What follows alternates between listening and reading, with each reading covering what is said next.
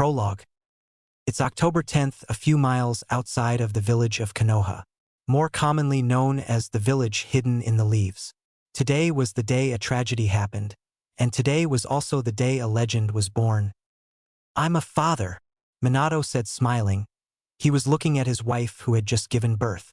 The nurses that came with them were holding the baby and walking around the room. The new parents quickly turned their heads in shock when they heard a scream. What they saw shocked them. Bawako and the other assistant nurse were on the ground, dead. An ominous figure standing above them holding a small blonde baby. "Who are you?" Minato asked, staring at the ominous figure. He had long, waist-length black hair and glowing red eyes that shone the Sharingan. He was wearing a black long-sleeved shirt and black pants. Over that he wore dark red armor plates that were held together by straps. "I am Madara Uchiha," Madara said ominously. Minato's eyes widened. But how? You're supposed to be dead." Minato said disbelievingly. This had to be transformation jutsu of some kind, right? "That would be because of me," a voice behind Madara said. A man with pale skin, red hair and strange, hypnotic eyes appeared. He wore a black mesh shirt and a red robe with a beige inner lining. Underneath he wore black shinobi pants with black shinobi shoes.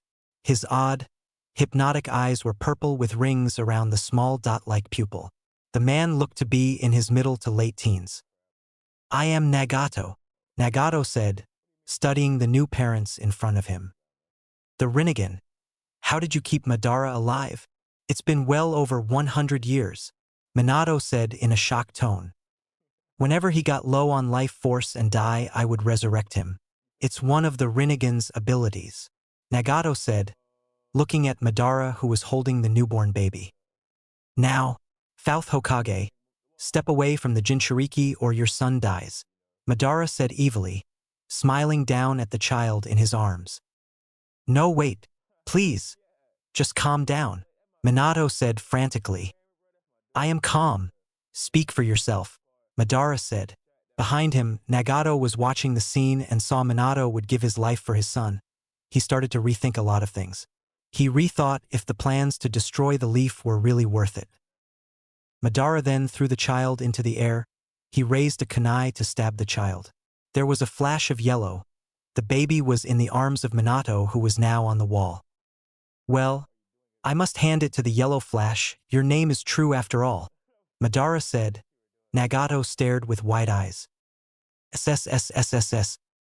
Minato looked down to see multiple paper bombs on the boy's blanket.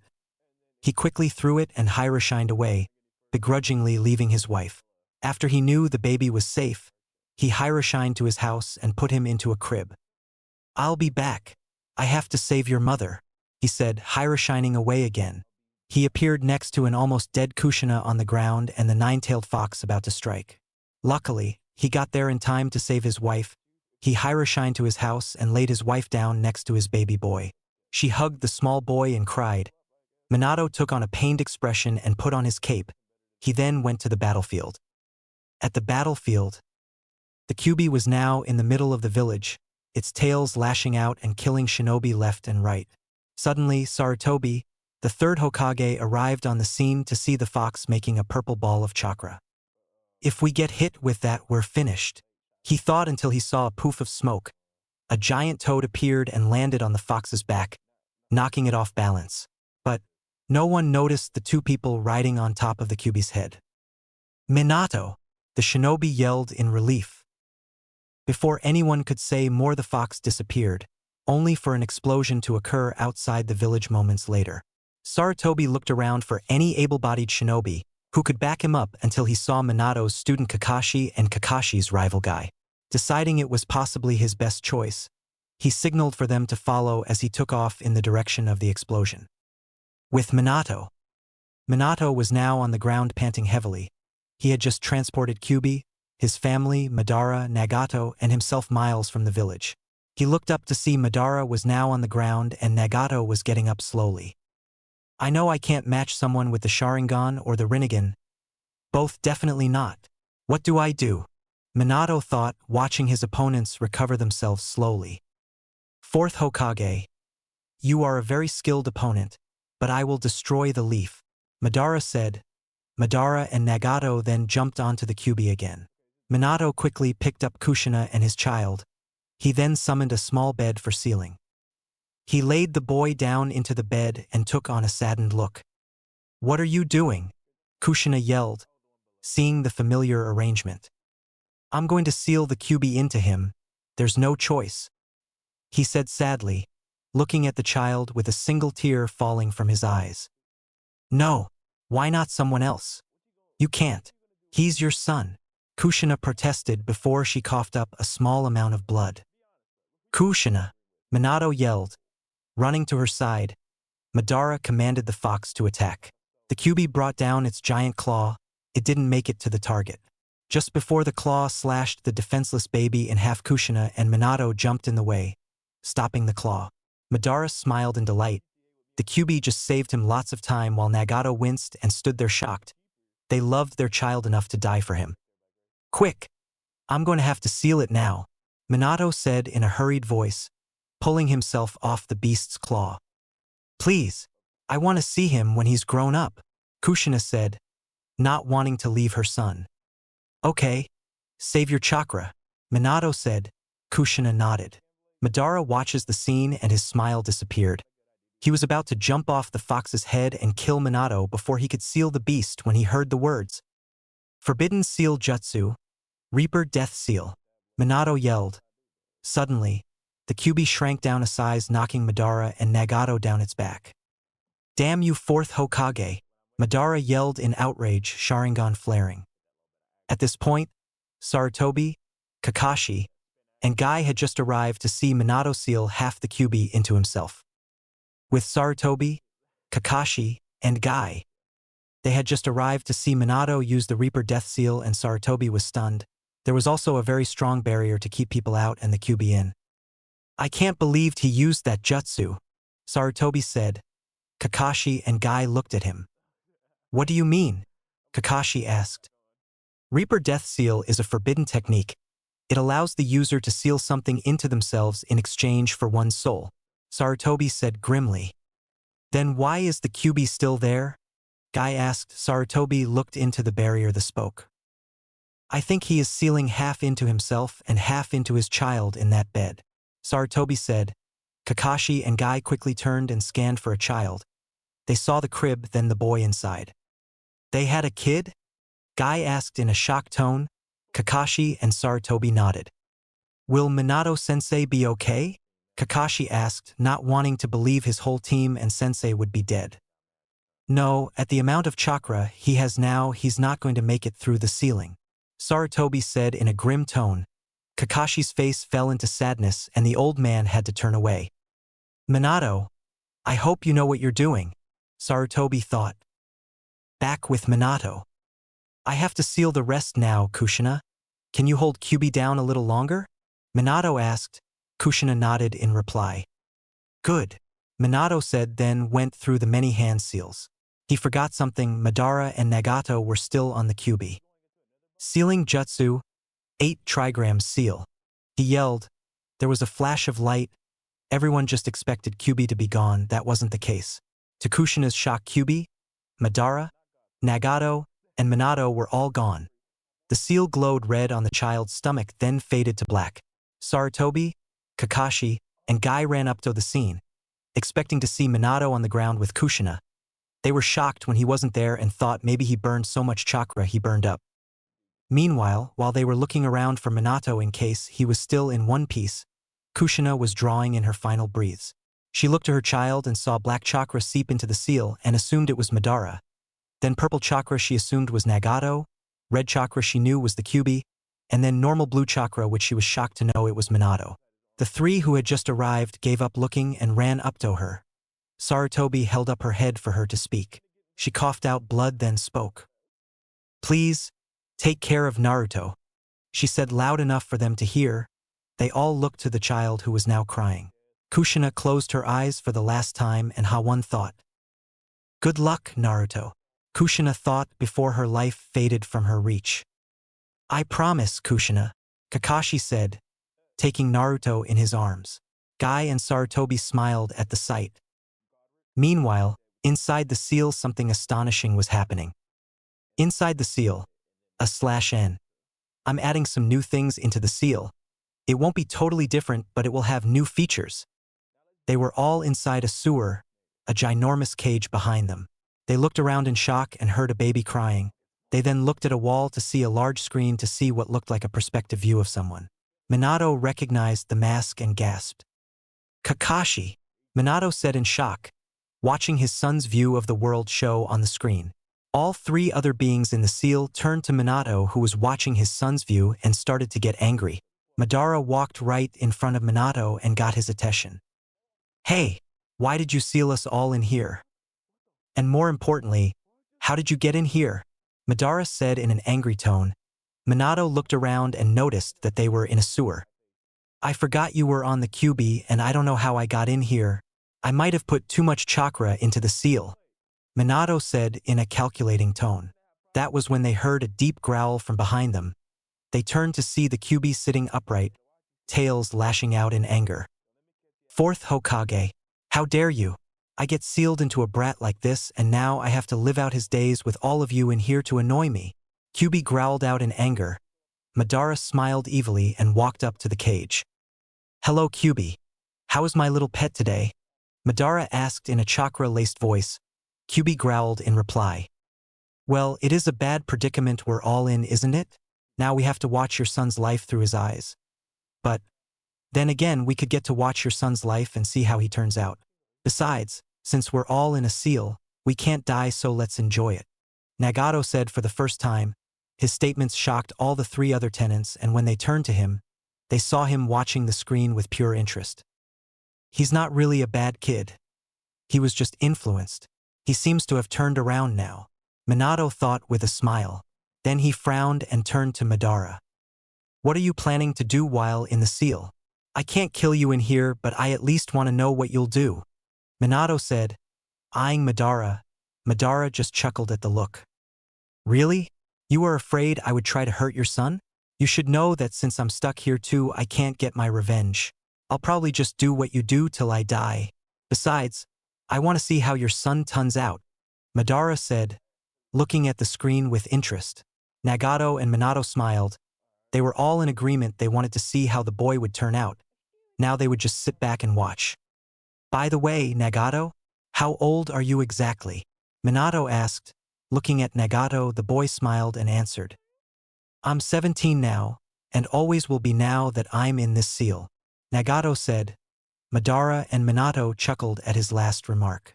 They heard a fierce growling behind them. They all turned to the QB, who was the only one in a cage. You honestly expect me to help your son in any way? You used an 8-trigram seal. You want the brat to draw my power? The most I do without consent is to heal him quickly. Other than that, I refuse to help him. If he is stupid enough to come in here, I'll eat him, QB said. This made all the other three tenants' eyes widen comically. You will not hurt my son, Minato yelled, outraged. You will not hurt this kid, Madara yelled in a chakra-laced voice. You will not hurt Naruto, Nagato yelled, using the boy's name. And why not? I'm a tailed beast and he is my Jinchuriki. I can influence him any way I want, QB said, making Nagato's eyes widen. He ran forward to the front of the cage and glared at the beast. No, you will not influence little Naruto, Nagato yelled. He already liked the boy and he didn't know why. Then he noticed the QB gasp when he saw his eyes. T the Rinnegan? But only old man Six Paths. How did you get those eyes? QB said in a shocked tone. Everyone was completely interested now. I don't know. I awakened them when my family. He cut off, not wanted to talk about it. Okay, human. If you want to help the kid, then I will too. But only because you have the eyes old man Six Paths had. But if I get that chance, I will try to take him over, QB said. This shocked everyone. The QB was actually offering to help someone? QB, are you going soft?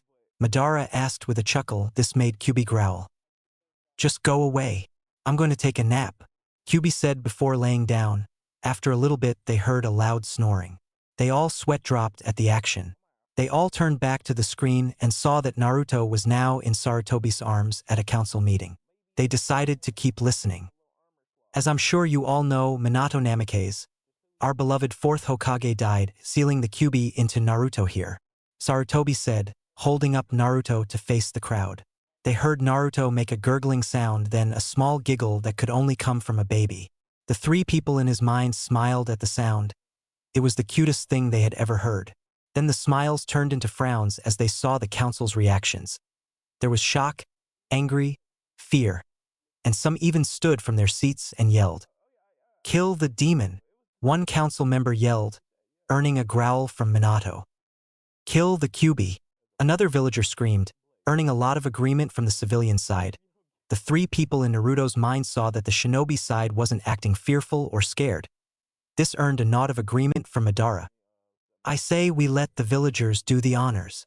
Another person yelled, earning a scowl and small killing intent from Nagato. Of course, only people in Naruto's mind felt it. "Silence!" Sarutobi yelled, getting all attention back on him. He sat Naruto upright on the table so he was sitting, facing the council. Naruto possibly had the best view of the room besides Sarutobi. The boy looked around slowly with small blue eyes landing on a picture of the Yondaime Hokage. Minato chuckled as the boy laughed in delight. "I wonder what he's thinking," Minato said to the others before being cut off by loud shouts. They saw Naruto had turned his head towards the sound to see the civilian side of the council yelling out more threats. "If I may interject," a person from the shinobi side yelled, getting all attention on him. Minato recognized it as Shikaku Nara. "Yes? What is it? Do you agree to get rid of that monster?" A random civilian asked harshly, pointing at Naruto. They were all shocked when Shikaku, who was usually calm, shot some killing intent at the villager. "I was going to ask, do you understand sealing at all?"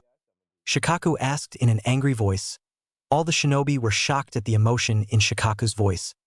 "Yes, I makes him the human form of the Kyuubi. He is just the demon in disguise. We must kill him before he regains his strength." Another villager yelled. At this point, everyone felt an incredibly strong kill intent come from the door. They all turned to see a very pissed-off Kakashi walk into the room and glare at the villager. He picked up Naruto in his arms and walked over to the villager. "Does this small boy really look like the Kyuubi reborn to you?" Kakashi asked in an angry tone, holding Naruto in his arms. "It's just the Kyuubi in its human form. We must kill it," the villagers yelled, some even jumping at the boy, only to be held back by some clan heads. "Sealing doesn't work that way. He is just the container. He is not the demon," Shikaku and Kakashi yelled in outrage. This earned smiles from the three in Naruto's mind. "He's already corrupted you. He has control of your mind to make you say that," some villagers yelled, this earning facepalms from all the people in Naruto's mind, even Kyuubi facepalmed. "Are they really that stupid?" Nagato asked in an astonished voice. Madara and Minato could only nod. "Okay, how about this?" Shikaku said as he took out a scroll and a kunai. The people in Naruto's mind recognized that example and smiled. "There's no way they won't understand this simple sealing example," Nagato said, earning nods of agreement from Madara and Minato. "Now, I have sealed the kunai into the scroll. Try to attack me with it," Shikaku said, throwing the scroll to the villagers. Quickly, the villagers ran at Shikaku and hit him on the arm. It did nothing. "See? Even if little Naruto over there carries the Kyuubi, he is just the container. The beast is inside the seal on him. It isn't Naruto himself," Shikaku said in a calmer tone. "You expect us to believe that? Even if he is just the container, the Kyuubi will possess him and kill everyone," a random villager yelled, earning yells of agreement from the rest of the villagers. Everyone in Naruto's mind facepalmed again. "How is it even possible for someone to be this stupid?" Nagato asked. Madara and Minato agreed. "They are blinded by hatred," Minato said, earning a nod from the other two people. "Silence!" Sarutobi yelled, making everyone go quiet. The fourth Hokage's last wish was for Naruto to be treated as a hero, Sarutobi stated, remembering a letter he read on his desk before going to fight Kyuubi. Most of the civilian council scoffed at the wish. "How can we treat a demon as a hero?" a random villager said with a mocking tone. "Kakashi, Could you please take Naruto out of the room and into my office? Sarutobi asked. Kakashi nodded and walked out of the room, cradling Naruto in his arms. Kakashi looked down at Naruto as he was walking down the hall. I can't believe how idiotic they can be, Kakashi said softly to Naruto, staring at his features closely. You honestly do look so much like Minato-sensei. You are basically a carbon copy if you take away the whiskers, Kakashi said, chuckling at the last part. Wait, he has whiskers? Nagato asked.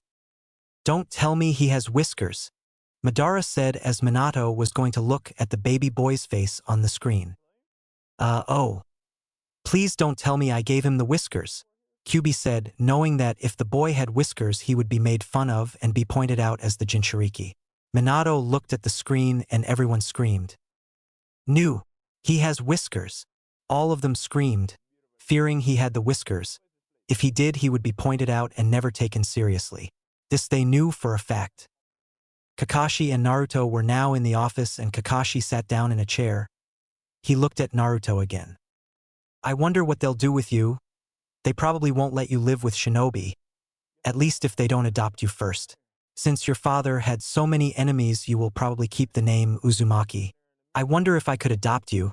They probably won't let me, but I could try. Kakashi trailed off in thought. At least there's someone I can trust to try to take care of him, Minato said. After about 10 minutes, Sarutobi came into the office with a frown on his face. Well, it appears that Naruto will be going to the orphanage, Sarutobi said. Kakashi raised an eyebrow. I thought Tsunade and Jiraiya were his godparents. What about them? Kakashi asked. The three in Naruto's mind listened to the reason intently. Tsunade and Jiraiya, I have seen them from the shadows before. This kid has some good links. The fourth as his father. The scariest kunoichi in the world as his mother. 2 of the legendary 3 as his godparents. This kid will be unstoppable. Madara all but yelled out. Jiraiya? Jiraiya-sensei? Nagato asked, getting a shocked expression from Minato. He was your sensei too? Minato asked. Nagato nodded and they both smiled. They would definitely get along well. Well, the council is refusing to contact them because, well, they agreed to tell them Minato, Kushina, and Naruto all died. Sarutobi trailed off, trying to ignore the enraged face of Kakashi. What? But why? They could protect him. They are the legendary Sannin, one of the legendary 3. Why would you tell them he died? Kakashi asked in an angry tone. Because the boy's father had many enemies. If he is watched over by the Sannin, then his father's enemies would come after him, Sarutobi said. The 3 in Naruto's head were fuming. Not good enough. They all yelled in anger. Well, I guess he'll be an orphan like me, Nagato said sadly. Madara and Minato nodded. So he'll be going to the orphanage? They'll kill him, Kakashi yelled in anger. No, I passed a law forbidding anyone from talking about it. If they do break that law, the punishment is death, Sarutobi said. Fine, Kakashi said in defeat. Sarutobi took Naruto and made his way to the orphanage. You will be a hero someday, I can feel it. Good luck, Naruto Uzumaki, Sarutobi said. 5 years later, a small, 5-year-old boy with blonde hair, blue eyes, and whisker marks on his cheeks was running through the streets. This boy was Naruto Uzumaki, and as far as anyone knew, he was the Kyuubi's Jinchuriki. But there was a secret no one knew.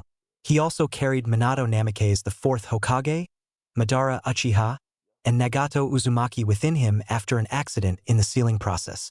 1 year ago, the staff at the orphanage had kicked him out and now he lived in his own apartment. Right now, he was running for his life. Just leave me alone, Naruto yelled at the mob of villagers running after him. He turned a corner and was scared to find a dead end. Oh no, he thought.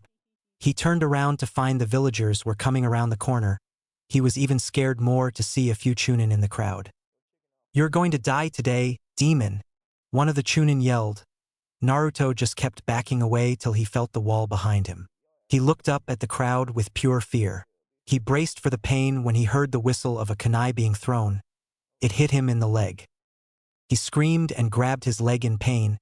He opened his eyes to see the kunai sticking out of his leg. He was going to pull it out when he heard more whistling noises.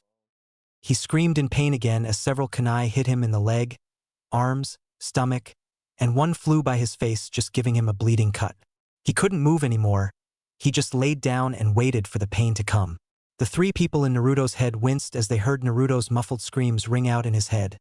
After about 5 minutes of internal screaming, they had to cover their ears when one of the chunin in the crowd came up and bent his leg backwards, causing his to let out a blood-curdling scream.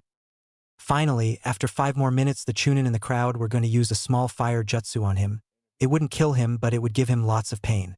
They made the hand signs for the fire jutsu, and when they were about to use it, they were stopped by 4 angry faces and 1 mask, but underneath the man was fuming. "What the hell do you think you're doing?" Kakashi and Asuma yelled. /N. All the characters looked the same as in the anime. "Oh, so you're going to protect that freak?" One of the chunin yelled, earning a boost in killing intent. "Asuma, look after Naruto. I'll deal with these people," Kakashi said in an angry voice. Asuma nodded and ran quickly to Naruto's side. Naruto's vision was very shaky. It would blur into focus then out again. Even though his vision was blurry, Naruto could make out 4 worried faces looking down on him now. One was a woman with black hair and red eyes. The second lady had purple hair and brown eyes. He somewhat recognized the other one. It was Asuma. He had brown eyes and black hair. The last one was an ANBU with a weasel mask, black hair, and Naruto could see 2 coal black eyes. He could easily tell they were all worried. "Kurenai, do you know any medical ninjutsu?" The ANBU asked frantically to the girl with black hair and red eyes. "No, I don't. Anko, do you?" Kurenai asked the girl with purple hair and brown eyes. "No, and I know the hospital won't accept him. The last time they did, they tried to poison him," Anko said with anger in her features. At this point, Kakashi was running up to Naruto. He looked down with a worried expression. Naruto was blinking very slowly, barely holding on to consciousness. "Itachi, do you have any bandages?" Kakashi asked the ANBU. "No, I don't," Itachi said in a worried voice. They all looked down at Naruto again with worried expressions. "I can't feel my leg," Naruto said between breaths. When Anko quickly grabbed the leg and twisted it forward, so it would heal correctly, everyone inside and outside Naruto's mind visibly winced when Naruto let out another blood-curdling scream. "Anko!" Itachi, Kurenai, Asuma, and Kakashi yelled. They watched as Naruto held his leg in pain and cried out. With pained expressions, they continued to watch. "Itachi, use your Sharingan," Asuma said. Itachi nodded and activated his Sharingan, making Naruto go into a daydream-like state. The boy just stared ahead to show it had worked. He looked around at everyone who had worried expressions on their faces. He wondered if Naruto had seen anything he shouldn't have. "Do you think he saw anything that would hurt him?" Asuma asked in a concerned voice. Everyone frowned and Itachi had an idea. "Do you want me to go into his mind and see if he saw anything?" Itachi asked. Everyone nodded, looking at Naruto's sleeping face. "Okay, I will need a small amount of time," Itachi said as he looked into Naruto's staring blue eyes. Then he was in a sewer. He walked around for a little bit till he felt a powerful presence. He followed it and came into a large room.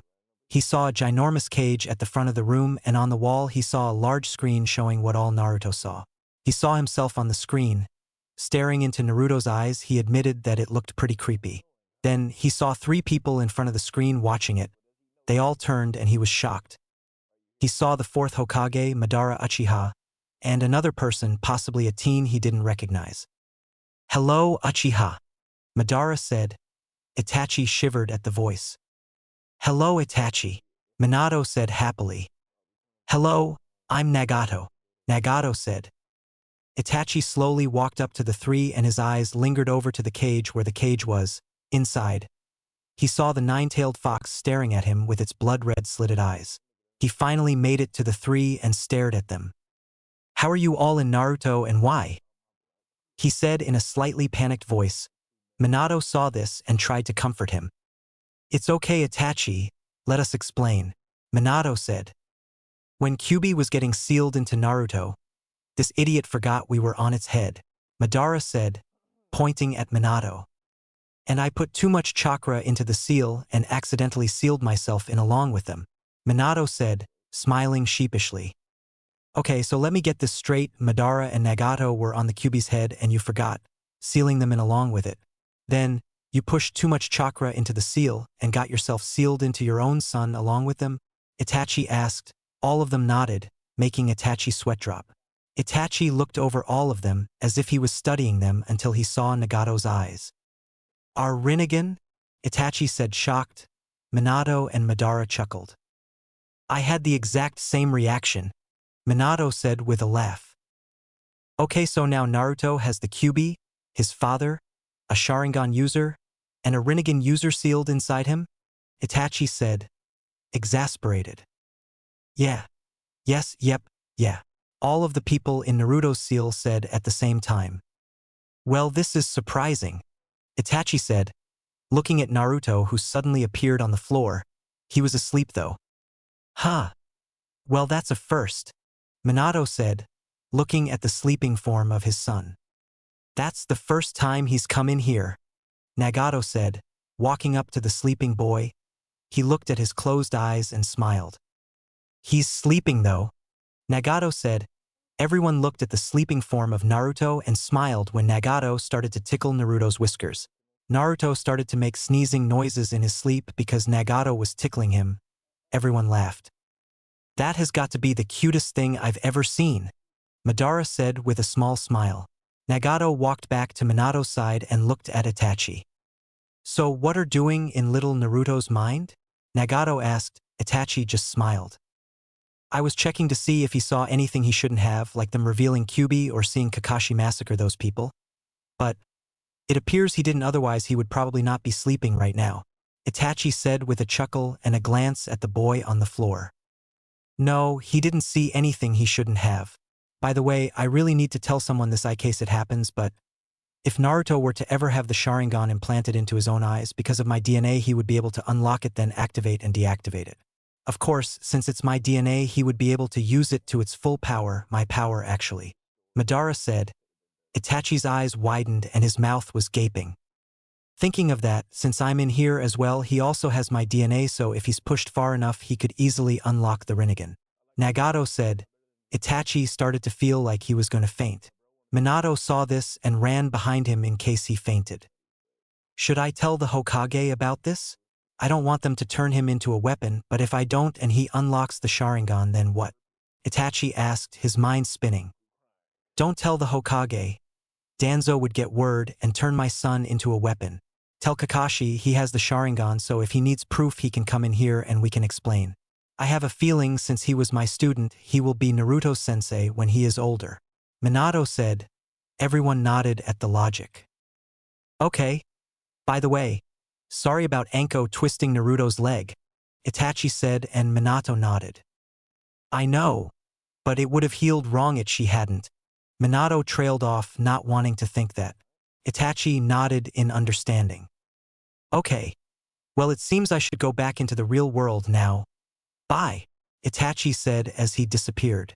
When his eyes refocused, he was staring into Naruto's eyes again. He quickly looked away and everyone looked at him. Well? Kurenai asked. They all noticed the concerned depression on Itachi's face. Well, Itachi said, not deciding if he could trust all of them. Itachi? What is it? Asuma asked. They were starting to get a little scared for Naruto. I think it would be better if we were to talk in private at his house, Itachi said. This made all of them become even more scared than before. Kakashi picked up Naruto and they all shunshined to Naruto's apartment. Kakashi laid Naruto down on the couch and everyone else sat in the chairs around the living room. Kakashi, can I speak to you for a moment? Itachi asked. Kakashi nodded and followed him into the kitchen. What's this about? Kakashi asked, worried. Well, I want you to go in and go into Naruto's mind. Follow the strong presence and you'll see what I mean, Itachi said. Kakashi rushed into the living room and sat the unconscious Naruto up, uncovering his Sharingan. What are you doing? Anko asked. Kakashi ignored her and proceeded to go into Naruto's mind. Why you? Enko said. She was stopped by Itachi. Trust me. Just wait. Itachi said. He sat down next to the unconscious Naruto and stared at him, wondering what he was going to do. Kakashi felt the strong presence, and was now following it into a large room with a cage in the front. Behind the bars he saw the Kyuubi eyeing him. He looked around to see a screen on the wall showing what Naruto saw. He saw himself on the screen. In front of the screen he saw 3 figures. He started to walk towards them slowly. When they turned around he was shocked. Minato-sensei? He asked in a shocked voice. Minato nodded with a smile and a few tears rolled down Kakashi's face. The other 2 made themselves known by talking. Hello Kakashi, Minato said. Hello Cyclops, Madara said with a chuckle. Kakashi's eyes widened as he realized who it was and he felt fear for his life. Hello, I'm Nagato, the other said. Kakashi could tell the boy was in his later teens. Minato-sensei, Madara Uchiha? Kakashi said in shock. Then he looked at the other and gasped. Our Rinnegan? He all but screamed. Minato chuckled. That was the same reaction Itachi and me had, Minato said with a laugh. What are you all doing in Naruto? Kakashi stuttered out through his shock. When Kyuubi was getting sealed into Naruto, this idiot forgot we were on its head, Madara said, pointing at Minato like before. And I put too much chakra into the seal and accidentally sealed myself in along with them, Minato said, smiling sheepishly. Kakashi's sweat dropped. So Naruto has Madara Uchiha a Sharingan user, Nagato a Rinnegan user, Kyuubi, and his own father sealed into him? Kakashi said, dumbfounded. No wonder Itachi wanted him to see for himself. Yeah. Yes, yep, yeah. All of the people in Naruto's seal said at the same time. By the way, because Naruto has me sealed inside him, if he ever has a Sharingan implanted into his eyes, he will be able to unlock the Sharingan, then activate and deactivate it. Also, since I'm in here, he has some of my DNA, that's how he could unlock it and use all of its power, or use the power I have in my Sharingan. Madara finished. Kakashi felt like he had to lie down. Thinking of that, since I'm in here as well, he also has my DNA, so if he's pushed far enough he could easily unlock the Rinnegan, but only if he is under too much stress. Nagato said. Kakashi felt like was going to get sick or pass out. Minato, seeing this, rushed behind Kakashi like he did Itachi in case he passed out. Well, that is a lot to take in one day. Itachi had the same reaction you are. I thought he was going to faint, Minato said to Kakashi. Will you 3 please stop trying to invite people in? First that Uchiha brat and now Cyclops. I'm never going to take my nap at this rate, Kyuubi said in an annoyed tone. Everyone's sweat dropped. Well, I guess I have to go, Kakashi said before leaving Naruto's mind. When he came out of Naruto's mind, he quickly looked away and covered his Sharingan. He looked up to Itachi and nodded quickly. Will you 2 tell us what's wrong? Asuma said, finally getting annoyed. Kakashi and Itachi looked at each other. They weren't sure if they could tell them. Well, it appears that Naruto can awaken the sharing, and because Madarauki Hisealeden side Haimalong with Kyuubi a boy named Nagato a Thuranegan Anman. Both Kakashi and Itachi said quickly. Took a few seconds for the message to get decoded in Anko, Asuma, and Kurenai's minds. When the message was clear, they were shocked. What? They all yelled. Kakashi and Itachi then went in depth with what they saw and heard. The other 3 were shocked. After they were done explaining, they spent a few minutes just staring at Naruto with wide eyes. Does he know? Kurenai asked. Itachi shook his head. They thought for a few more minutes, then Naruto opened his eyes. HN, he said. All of them gasped and looked at him. He grabbed his head in pain. Gah! I feel like someone yelled into my ears. He yelled. All of them had to stifle a chuckle, knowing why he felt like someone yelled into his ears, or more likely inside his head. Are you okay, Naruto? Asuma asked. Naruto nodded, still holding his ears. How about we take you out for ramen? Itachi said. Everyone's eyes bugged out of their heads. Ramen! Naruto yelled excitedly. Oh no! Haha! What have I gotten us into? Itachi thought. See ya, Kurenai said, shining away. Bye! Asuma said, bailing out the window. I have to go now, Kakashi said, running out the door. Ah, I forgot to turn off my stove, Anko said, and she jumped out the window. Now only Itachi and Naruto were left. Well then, okay, I guess I'll be paying, Itachi said with a sob coming into his voice. His wallet would soon be empty. 3 years later, Naruto was out training late and was now running home. He was passing the Uchiha compound when he heard a scream. Who was that? I have to check it out, he thought as he ran into the Uchiha compound. He turned a corner and saw blood, kunai, and dead bodies everywhere. He had to hold back the urge to puke as he ran past them, trying hard to hold back tears. What happened? Minato asked Nagato and Madara. They shook their heads and continued watching. Oh, Kami, Nagato said as he could hear and see Naruto holding back tears and running past all the bodies. Mother of Kami? Who could do all this? Madara said as he watched Naruto run past countless bodies. Naruto continued to run towards where he heard the scream until he came to Sasuke Uchiha's house. Oh no! It came from Sasuke's house.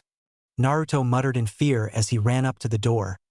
He opened the door to faceplant into Sasuke, who was crying. Sasuke? What happened?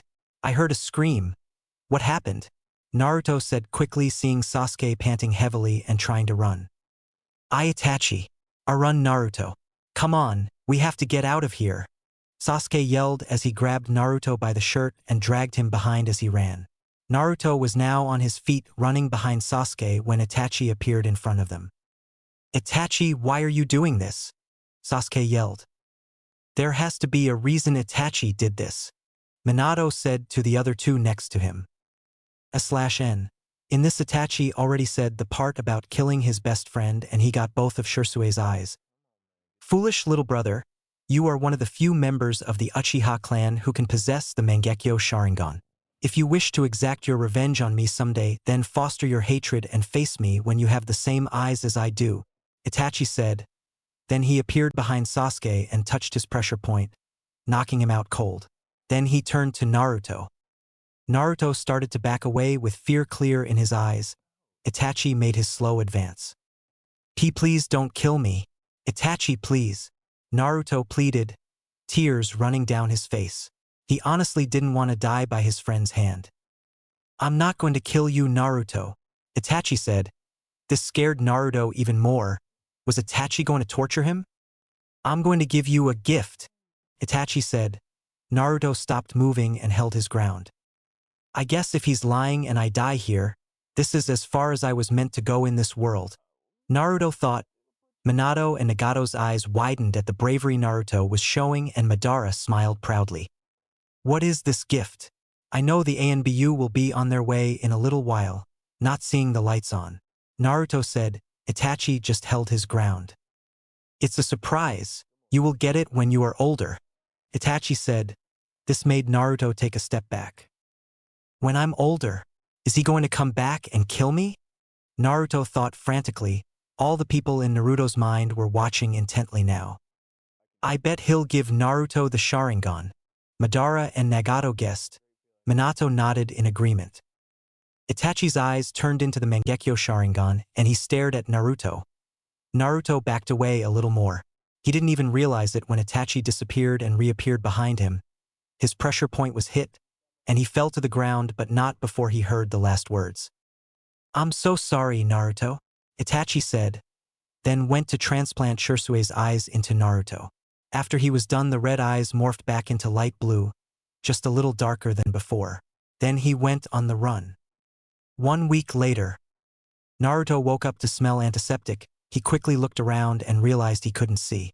He brought his hand up to his eyes to feel bandages around his eyes. So you're finally awake, Naruto? A voice said from the side of the bed.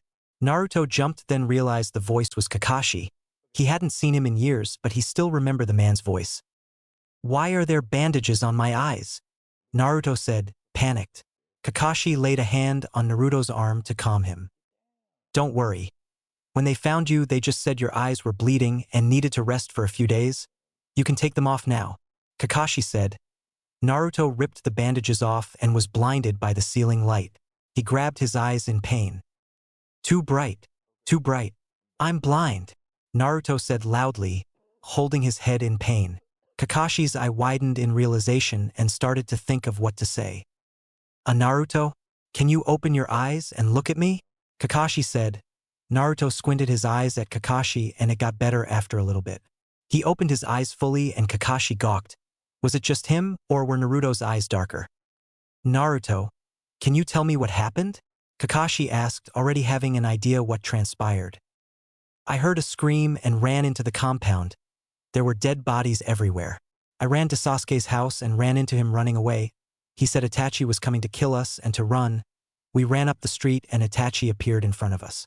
He said that Sasuke had to foster his hatred and come back to face him when he had the Mangekyo Sharingan. Then he knocked out Sasuke and walked up to me. He said something about giving me a gift I will have when I'm older, and then I was knocked out. Naruto said, gasping for breath. Do your eyes hurt at all? Kakashi asked. Naruto nodded. Yeah, my eyes sting, but it's going away. And everything is so much clearer than it was before. What did he do to me?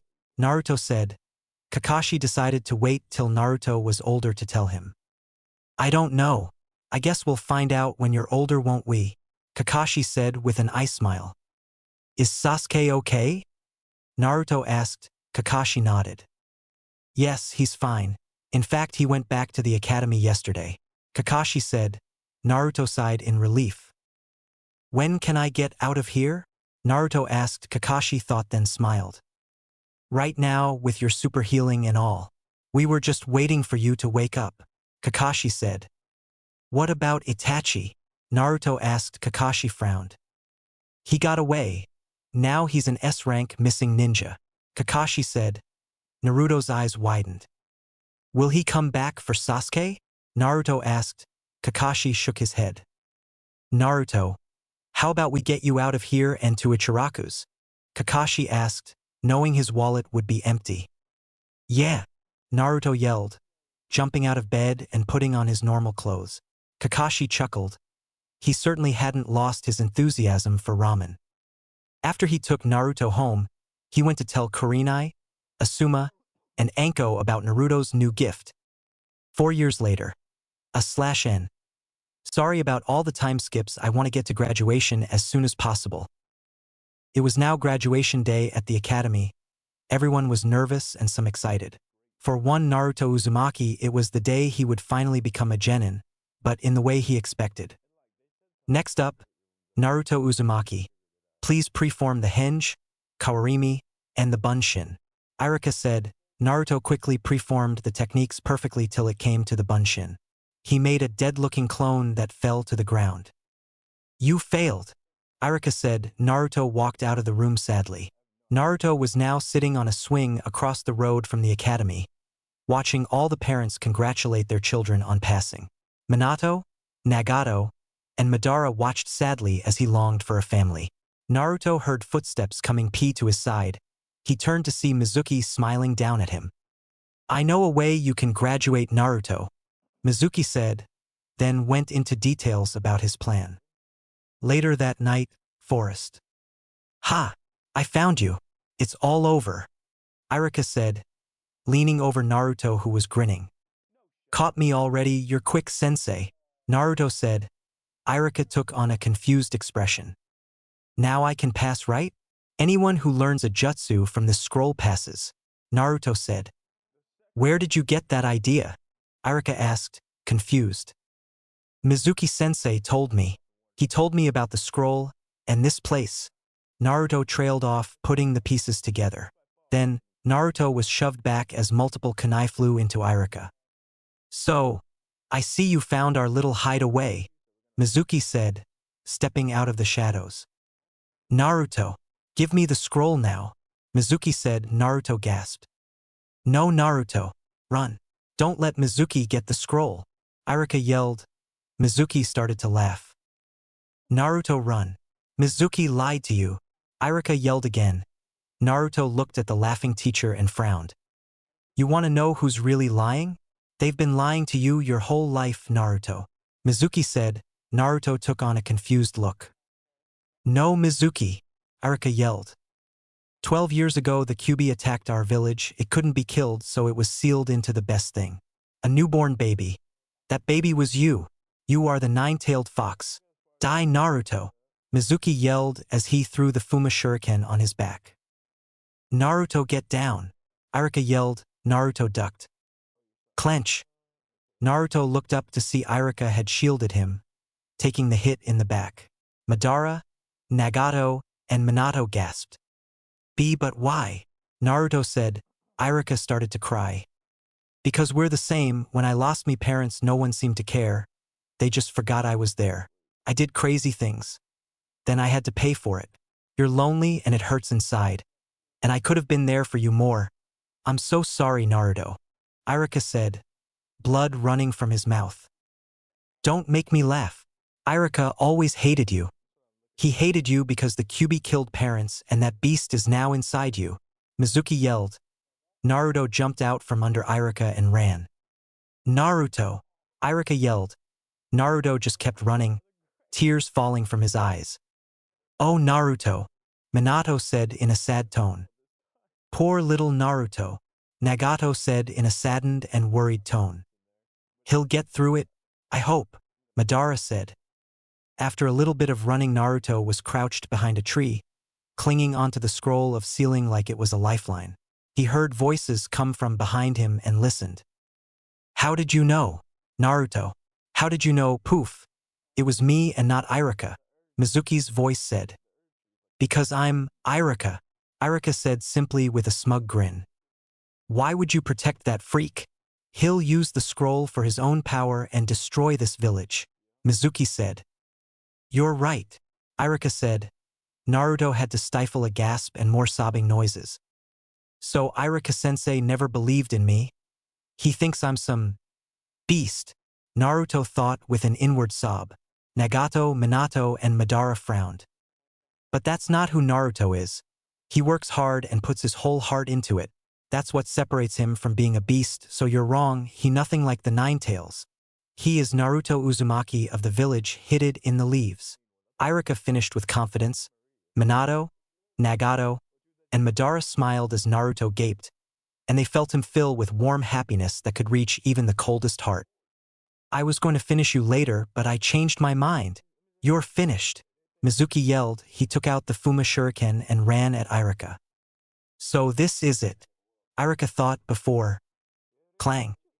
He looked up to see Naruto slam into Mizuki's face, sending him flying back and the shuriken in the opposite direction. Naruto stood with the scroll in a defensive position. Mizuki started to stand, wiping some blood off his lip. You idiot! Why didn't you run? Arika yelled, scared Naruto would die. Naruto just smiled. Watch me, sensei, he said, before focusing his look on Mizuki. Don't ever lay a hand on my sensei. I'll kill you, Naruto said. Everyone in Naruto's mind was shocked at the amount of bravery Naruto kept showing. Nice move for a little punk. But what will you do, nine-tailed fox? I can completely destroy you with a single move, Mizuki said with a smirk. Take your best shot, fool. I'll give it back to you 1,000 full, Naruto said. Minato, Nagato, and Madara watched with wide eyes as Naruto showed bravery that even some jounin seemed to lack. Show me what you can do, nine-tailed fox, Mizuki yelled. Naruto put half of his chakra into the jutsu. Kage Bunshin no Jutsu, Naruto yelled. Everyone inside and outside on Naruto's mind, even Kyuubi, gaped as over 2,000 Narutos appeared, all grinning evilly at Mizuki. So much chakra, Arika thought. Holy mother of chakra, Minato, Madara, Nagato, and Kyuubi yelled, with widened eyes, all in shock. Did he use any of our chakra on accident? Minato asked. Everyone shook their heads, surprising everyone even more. Minato quickly checked Naruto's chakra levels and he paled. He was about to faint. What is it? Nagato asked, seeing the shocked expression on Minato's face. He only used half his chakra, Minato stuttered out, feeling like he was going to faint at the sheer amount of chakra his son had. Nagato and Madara looked at each other, then pinched themselves. They weren't dreaming. Then they heard a scream. They all looked at the screen to see over 2,000 Narutos pushing each other to get a hit on Mizuki before the others. It was so funny. Minato, Madara, and Nagato burst out laughing. It was now dawn. Mizuki laid on the ground after being beaten up by thousands of Naruto's. Irika motioned Naruto over. Naruto, close your eyes, Irika said. Naruto closed his eyes and felt something go onto his forehead. He then opened his eyes to see Irika holding his goggles, and Irika's headband was gone. He raised his hand and felt the headband on his forehead. He actually passed, Nagato said happily. Everyone else smiled. Congratulations, Naruto. You graduate, Irika said. And as a reward we're going to Ichiraku's. Irika finished. Naruto stared with his mouth hanging. Irika-sensei, Naruto yelled, jumping onto Irika in happiness. 1 week later, Naruto was walking to the academy. Today he would finally become a genin and be on a team. He was thinking back to the Hokage's grandson, Konohamaru. He had taught the kid his own jutsu, the sexy jutsu, and he swore he felt 2 people pass out from blood loss and another laughing. What he didn't know was that he made Minato and Madara pass out from blood loss and Nagato laugh at their predicament. He saw the academy and smiled. Today was the day he would finally be 1 step closer to his dream. When he walked into the room, he got a lot of confused looks from some of the students. He ignored them and sat down. What are you doing here, Naruto? This place isn't for dropouts. You can't be here unless you graduated. Shikamaru Nara, the laziest kid in school, said. Naruto grinned. Do you see this? This is a regulation headband. We'll be training together, Naruto said. Humph, Shikamaru said as he walked away. Everyone turned to the sound of running and yelling coming up the hall. They all turned to see Sakura Haruno, Naruto's crush, and Ino Yamanaka run into the room. I'm first, they yelled. They continued their argument and Naruto stared and blushed. Sakura, Naruto thought. Nagato, Minato, and Madara chuckled at Naruto's train of thought. Sakura turned and smiled. She's smiling at me. I think she likes me in this headband, Naruto thought. All 3 chuckled again. Sakura ran down the rows and Naruto jumped from his seat. In meeting room. Promising new student Sasuke Uchiha. Is that him? Asuma asked, looking at a crystal ball. Sarutobi nodded. He's the only survivor left of the Uchiha clan, Kurenai said. That's right, Sarutobi said. The crystal ball's view then shifted over to Naruto, who was on the floor. Naruto, Kakashi, Asuma, Kurenai, and Anko thought. They all remembered the conversation years earlier. Flashback. I'm counting on you, Pakin, Kakashi said, sending out his summoning dog to tell Asuma, Kurenai, and Anko to meet at his house. 5 minutes later, they were all sitting in Kakashi's living room. Is there any change with Naruto? Asuma asked. Kakashi nodded. He went home today. Do you remember what Itachi said to us a few years ago? Kakashi asked. They all nodded. Yes. If Naruto ever gets the Sharingan transplanted into his eyes, then he will, Kurenai said, trailing off. Her eyes widened as the information rang through her mind. No, he didn't, Anko said, shocked. Yes, he did, Kakashi said. Does Naruto know? Can he activate it? Asuma asked. Kakashi shook his head. No, he doesn't know, and no, he will unlock it like any other Uchiha member would, Kakashi said. What do his eyes look like now? Kurenai asked. They are still blue, but they're darker than before, Kakashi said. Everyone sat in silence for the rest of the small meeting. Flashback end. Hey Sakura, Iwa dash, Naruto said before being shoved down with a thud. The people watching through the crystal ball winced. Move it. Good morning, Sasuke. Mind if I sit next to you? Sakura asked. Sasuke. It's always about Sasuke, Naruto thought, gaining a chuckle from the 3 people in his mind. Clunk, clunk. Sasuke opened his eyes to see Naruto crouching on his desk, growling. The people in Naruto's head and the crystal ball chuckled. Naruto, hey, stop glaring at Sasuke, Sakura yelled. Sakura, Sasuke, it's always about Sasuke. What's the big deal with this guy? Naruto thought. All the people in Naruto's mind chuckled. Whoa, hey, this is great.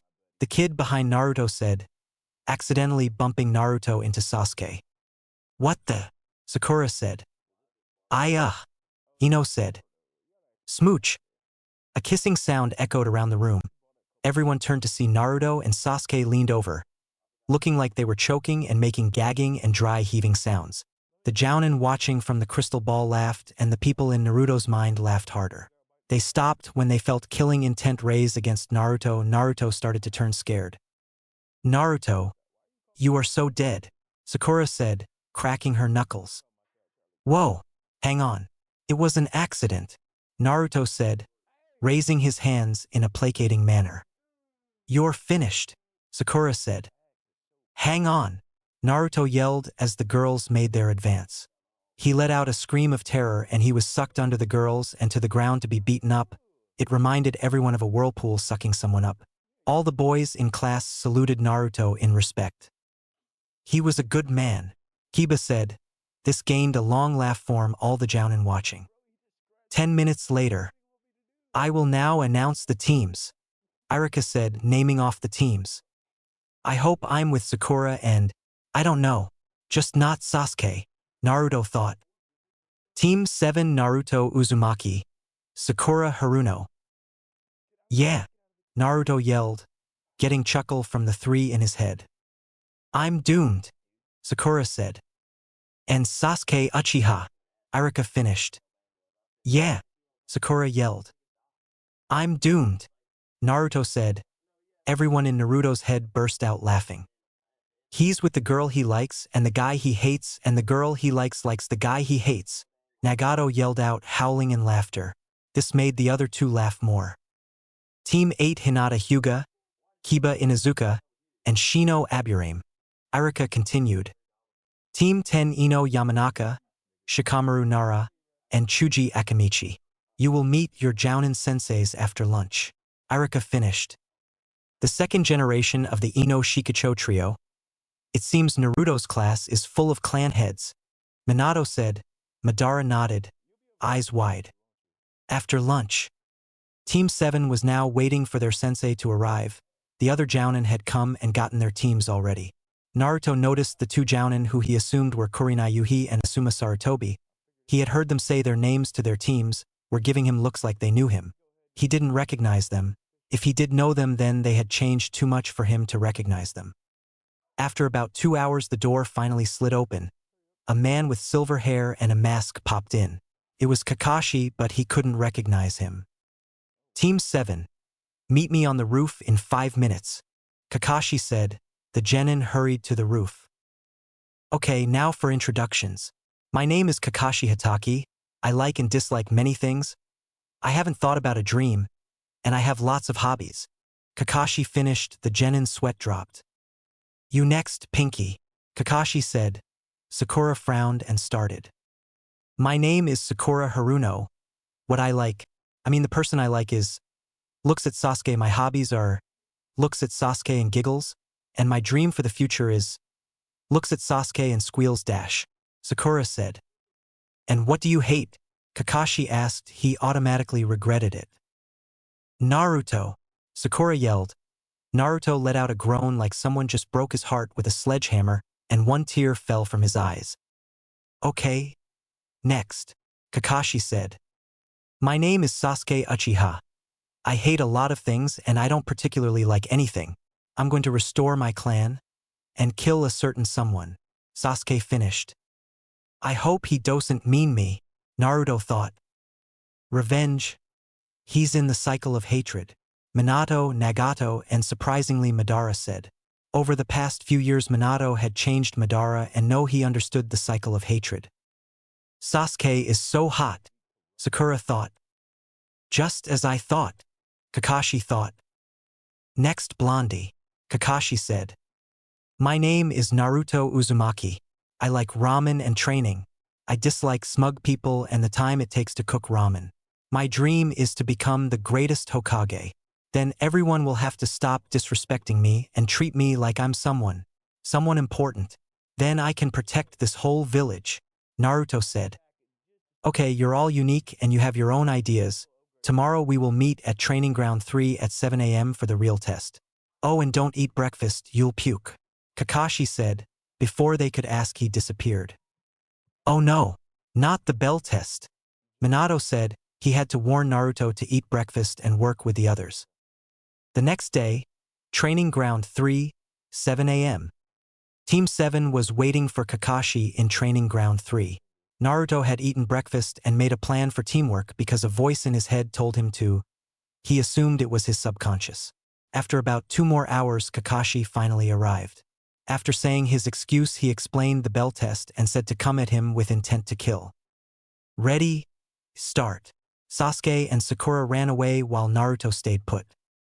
You a little weird, Kakashi said. Naruto grinned.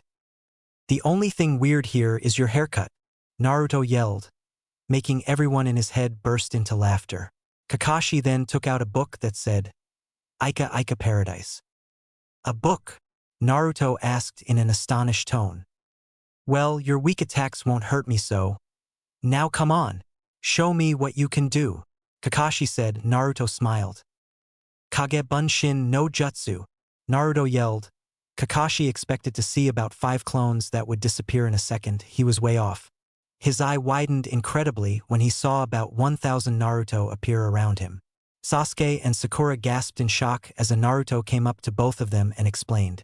Sasuke reluctantly agreed and Sakura just agreed because Sasuke did. How much chakra do you have?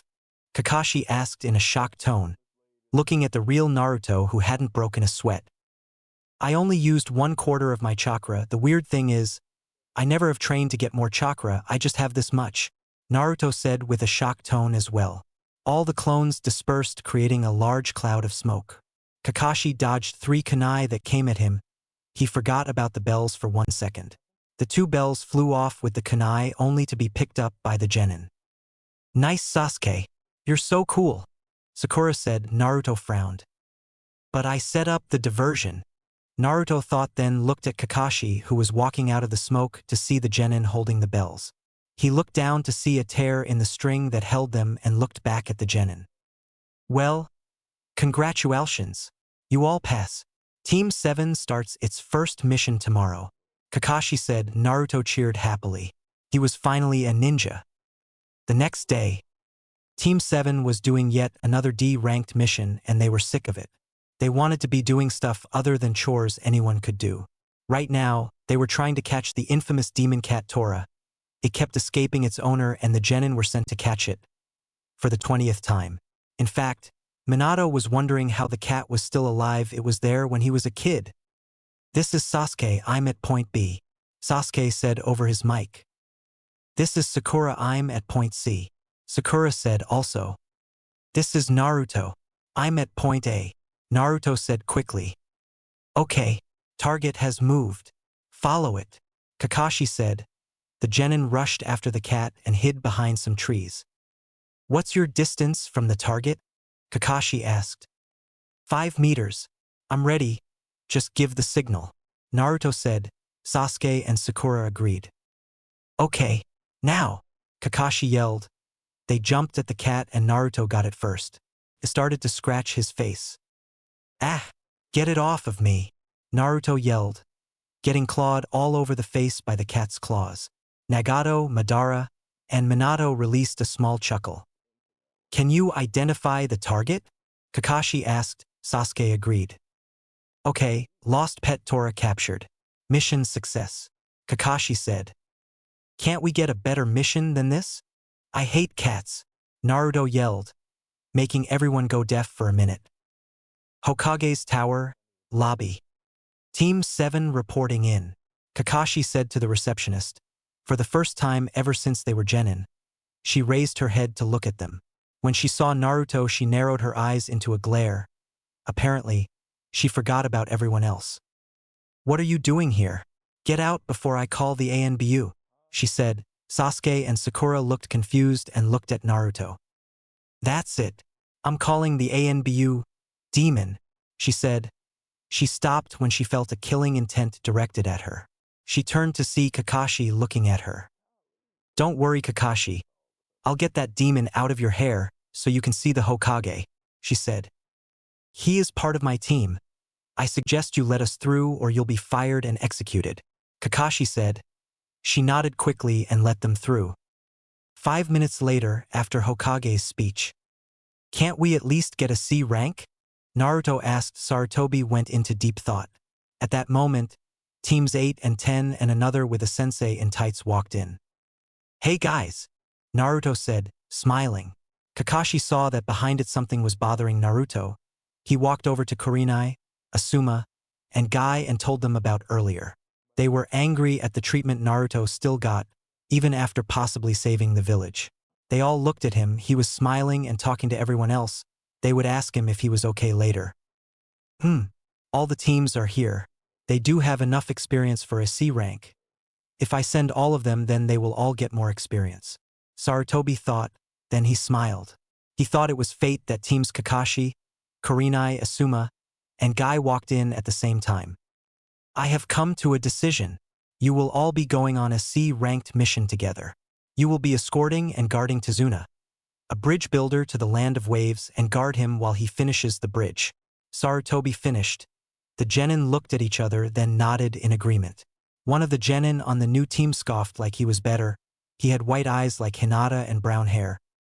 Okay, send him in, Sarutobi said. A man smelling of sake walked in. He wore civilian clothing and looked slightly on the drunk side. A bunch of snot-nosed brats? Tazuna said. /N. I thought I would add humor into the next part. Enjoy. And you, the little one with the idiotic-looking whiskers. You really expect me to believe you're a ninja? And take those whiskers off. No one will take you seriously when you wear them, Tazuna said. Naruto took on a confused expression and gawked. The people in Naruto's mind face-bombed. They knew this was coming. But I'm not wearing whiskers. I was born with them on my face, Naruto said in a confused tone. This shocked the genin from the new unknown team. Really? No one is born with whiskers. Now stop messing around and take them off, Tazuna said. Everyone looked at Naruto, who looked slightly shocked. But I'm not kidding. I'm not wearing whiskers, Naruto said in a stunned tone. This guy needs to sober up, Naruto thought. I said, quit kidding with me. You're wearing whiskers and it's weird. Take them off, Tazuna said. Everyone started to think Tazuna was too drunk for his own good. Naruto had an idea. Would you like me to do a transformation so I don't have my whiskers? Naruto asked. This shocked everyone. No, I want you to take them off, Tazuna said. Naruto just sighed and did the henge.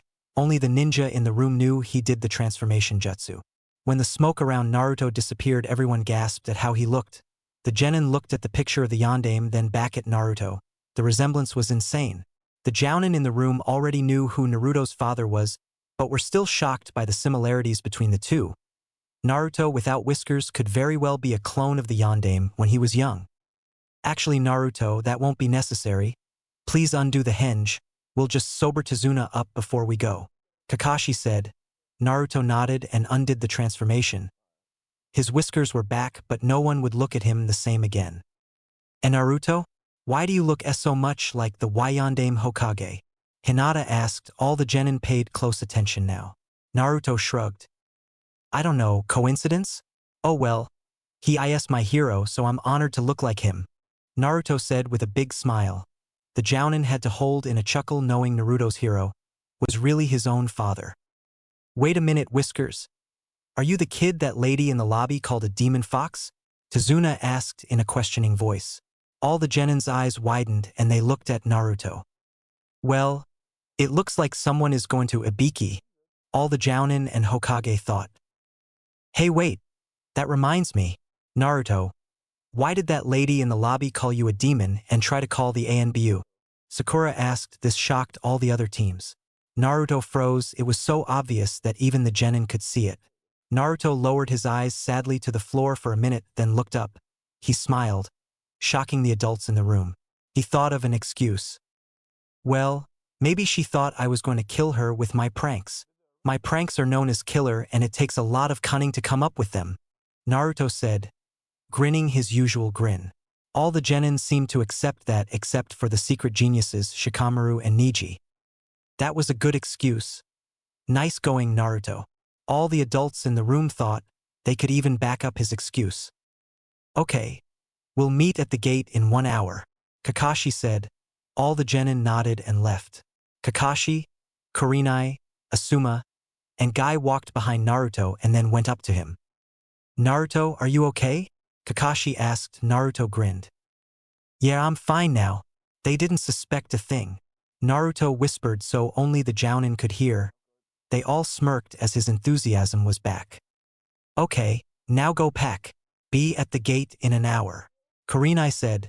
Naruto nodded and ran off. Kurenai, Asuma, Kakashi, and Guy all shunshined to their houses to pack. When they were done, they all met in Kakashi's living room. Asuma and Kurenai were shocked to see Guy, the leader of the new and Unkon team there. What is Guy doing here? Kurenai asked. Kakashi looked at her. Don't worry, he knows about Naruto's gift. You know, it's honestly hard to believe that Naruto has the Sharingan. But I'm reminded he does because of the darker color in his eyes and the glint. That mischievous glint in Naruto's eyes that also belonged to Shisui. Kurenai said. Asuma, Kakashi, and Guy nodded in agreement. Do you think he'll have the Kodo Amatsukami like Shisui did? Asuma asked. Kakashi went into deep thought. I have a feeling he will. I just hope we find out and help him control it before he accidentally commands someone to act like a dog or something, Kakashi said with a chuckle. This made the others laugh. I guess only time will tell, Asuma said. The other three nodded. 1 hour later, front gate, /N. I'm going to make this Team 9/Team Guy's first combat mission. They will be new to it and more like Naruto's class on this one. Also, they all now know each other. Before the Jounin Kamitai introduced them elves. Team 7, 8, 9, and 10, and Tezuno were waiting at the front gate for the Genin senseis when there was a puff of smoke. Yo, Kakashi said. Naruto looked shocked. No, it's the end of the world. You actually arrived on time, Naruto yelled. He then clutched his chest and fell to the ground in a fake heart attack act. Everyone burst out laughing, even the people in Naruto's head, Kakashi, Sasuke, and Niji, which they met on the new team. Naruto then got up with a grin on his face. All right, let's head out, Guy said. He and Kurenai were still chuckling at the act Naruto had just put on. Then they all headed out. After a little while of walking down the road, the Jounin noticed something. A puddle when it hasn't rained for days? Kurenai asked. The three Jounin nodded. Let's see how the Genin do, Asuma suggested. Kakashi, Kurenai, and Guy nodded. As they passed the puddle, nothing happened. Then, as they were walking away, 2 Chunin-level ninja rose out of the water.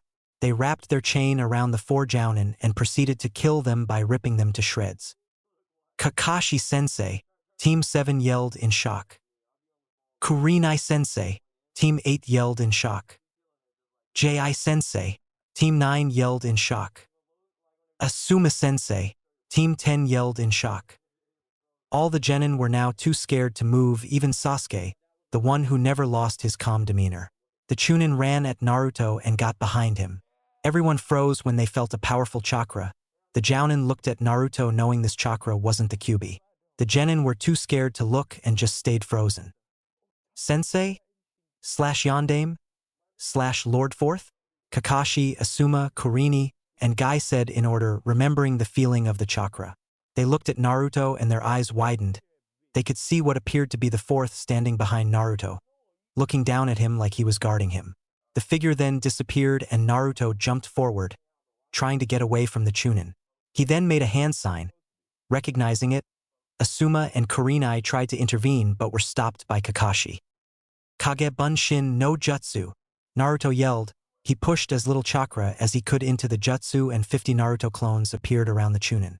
The Naruto's attacks ended up knocking them out and the Jounin then hopped down from the tree they were in. Kakashi-sensei, Team 7 yelled in relief. Kurenai-sensei, Team 8 yelled in relief. Ji-sensei, Team 9 yelled in relief. Asuma-sensei, Team 10 yelled in relief. The Jounin nodded in acknowledgement, then looked at Naruto. Good job, Naruto. How did you make so many clones? Asuma asked. Naruto just shrugged. I put in as little chakra as I could, Naruto said. The Jounin's eyebrows rose till Kakashi explained. When he uses about 1/4 of his chakra, he can get 1,000 clones. Kakashi said. The other three's jaws dropped and they looked at Naruto, who was now talking to everyone else. The Jounin smiled till they heard.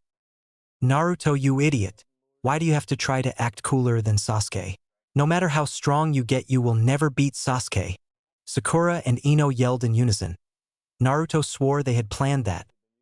But I wasn't, Naruto said before being cut off. Don't lie, idiot. You are not smart and you are not strong. I don't even know how you became a ninja. You'll never become Hokage. Sakura and Ino yelled again. Come on, they had to have had that planned or something. Naruto grit his teeth and turned away. He walked up the road a little and turned with sheer determination in his eyes. I will show you all. I can become Hokage. I will show you all. I'll get strong and prove it to you, whatever it takes. To be Hokage, that is my dream. I never go back on my word. That's my ninja way, Naruto said. The genin laughed and the Jounin's mouths were gaping. He's so much like his father, it's not even possible, Kakashi said. Kurenai, Asuma, and Guy nodded. They all started to walk again after interrogating Tazuna. After about 4 more hours, they decided to set up camp and move on the next day.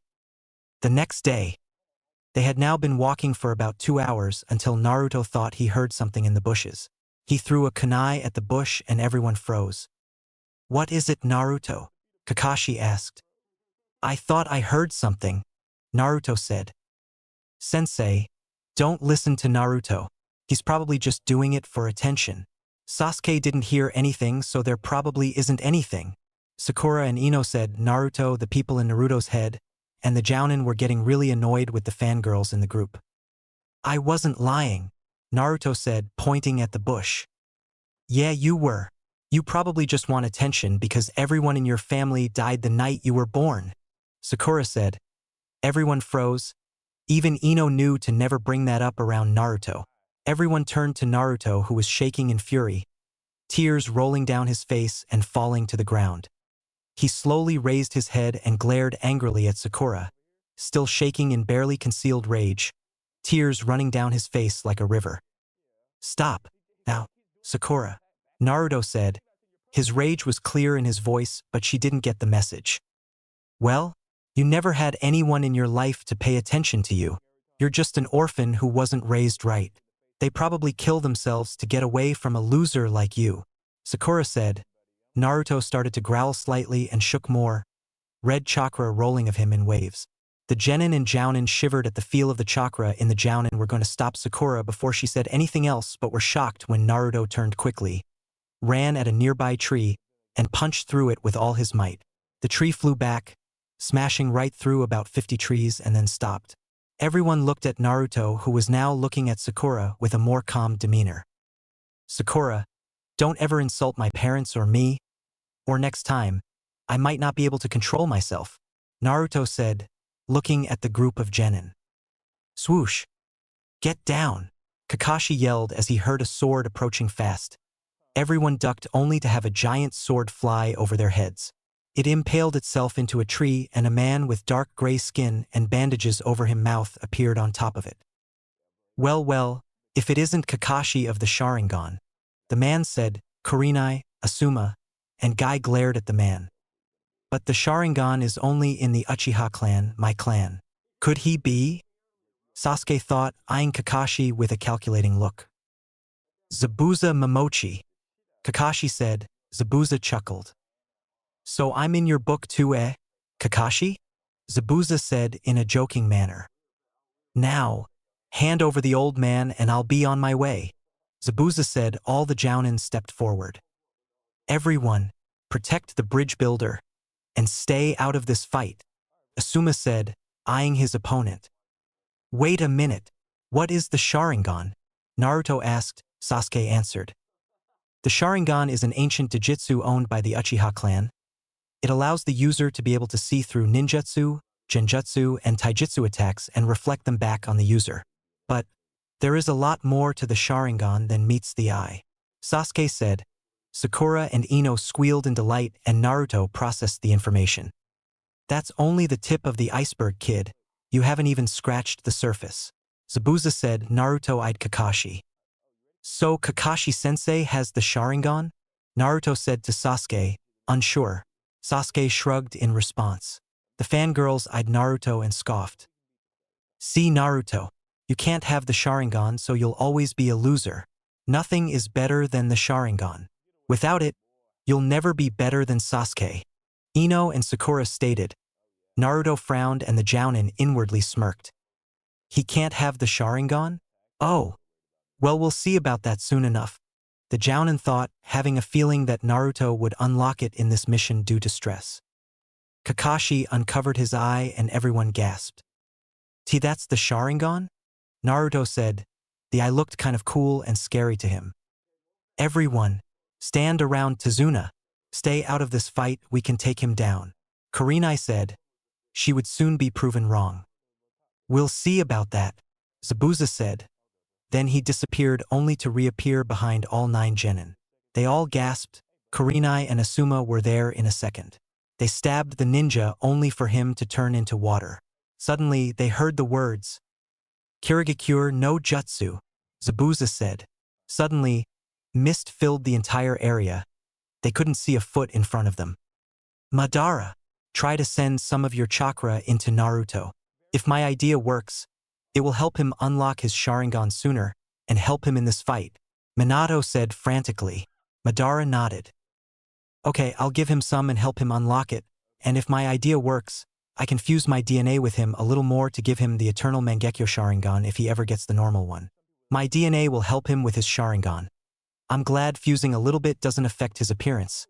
Otherwise he would look like a fox from QB right now, Madara said, sending some of his chakra into Naruto. Naruto felt a power spike in him and spaced out for a little bit. When he refocused on what was happening, he heard his sensei's words. Just run. You can't win this fight. If you run, the water clone can't follow you, Kakashi yelled. Naruto started to realize that all 4 Jounin were trapped inside water prisons. Sasuke thought he saw an opening in Zabuza's defense and ran at him. 1 second later, he was on the ground with a foot on his chest. You little kids just try to act like ninja. You don't know what it's like to be a real ninja. You're just pretending, Zabuza said. He shoved down on Sasuke, making him yell in pain. Let go of Sasuke. All the genin, especially the fangirls, yelled. Zabuza just chuckled. You brats don't deserve to wear those headbands, Zabuza said. He shoved down his foot again, knocking the wind out of Sasuke. All the Jounin frowned. Stop right there, Naruto yelled. He pushed little under half his chakra into the shadow clone jutsu. 2,000 Narutos appeared. Holy crap, Asuma and Kurenai yelled. Kakashi and Guy just stared. Zabuza looked around in slight fear, then smiled. There's no way a brat like you could summon this many shadow clones. Not even a Kageken. These are just illusions, Zabuza said. Then all the Narutos ran at him.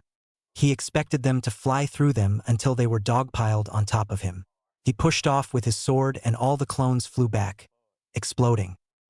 He almost got him. He has so much youth in him, Guy said. What are you? To have so many clones? How much chakra do you have? Zabuza yelled in slight fear. I just used a little under half of my chakra, Naruto said. Zabuza, Kurenai, Guy, and Asuma's jaws dropped. They stared at Naruto and didn't see any sweat. He had done that without any trouble at all. Zabuza then ran at Naruto, sword in hand, hoping to slice Naruto in half. The Jounin stared with widened eyes as Naruto grabbed his eyes in discomfort. At last second, Naruto dodged the attack. They watched as he looked at his hand and his eyes widened. He stared at his hand like it had grown another finger. They continued to watch as Naruto dodged attack after attack, and it started to click into place. Zabuza was getting mad that a new genin was able to dodge him so much. How do you keep dodging me, brat? Zabuza said. Naruto looked astonished. I don't know, Naruto said. Zabuza tried to hit Naruto again. Naruto then ran for the water prisons to see the real Zabuza with 3 clones next to him. He turned around and avoided another hit, His vision seemed so much clearer. What was he doing right? Shikamaru. Shadow! Naruto yelled. Avoiding another hit, Shikamaru got the message and trapped a clone in his shadow. He moved his arm, making the clone release the prison on Asuma. Hinata! Be a Kugen! Naruto yelled. She nodded and killed another clone with Juken, releasing Kurenai. Sasuke! Shuriken! Naruto yelled, dodging yet another attack. This time, Sasuke threw the shuriken at Naruto, hitting the target. The clone fell into water. Bushy brows. Taijutsu! Naruto yelled. Lee ran forward, kicking the clone and releasing Guy. Naruto then threw multiple kunai and shuriken at the real Zabuza. He couldn't catch them all and let go. Now all the jounin were free and ready to fight. Suddenly, two Sunban flew from the woods and impaled Zabuza on the neck. He fell to the ground, dead. Guy felt his pulse. He was dead. A ninja then appeared next to the body. It was a small person with black hair and a mask on. Thank you. This body holds many secrets. Please excuse me, the person said, then disappeared with Zabuza's body. Naruto was by the shore now. He looked into the water and saw his eyes were different. They were blood red with two tomo in each eye. What? I can't be an Uchiha. They might hate me if I have these. Oh no. How do I make them go away? That's it. I'll just keep my head down. Naruto thought frantically. From the corner of their eyes, the jounin were watching Naruto look at his face and take on a shocked expression. Then it turned to worry, then back to normal. I think he unlocked it. Kurenai whispered quietly. The three others nodded and looked at Naruto, who was walking back with his head down.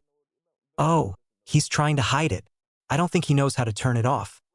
But then again, with his chakra he could probably keep it on for days with no effects, Kakashi said with a slight chuckle. When Naruto reached the group he looked up, closing his eyes so they were squinting.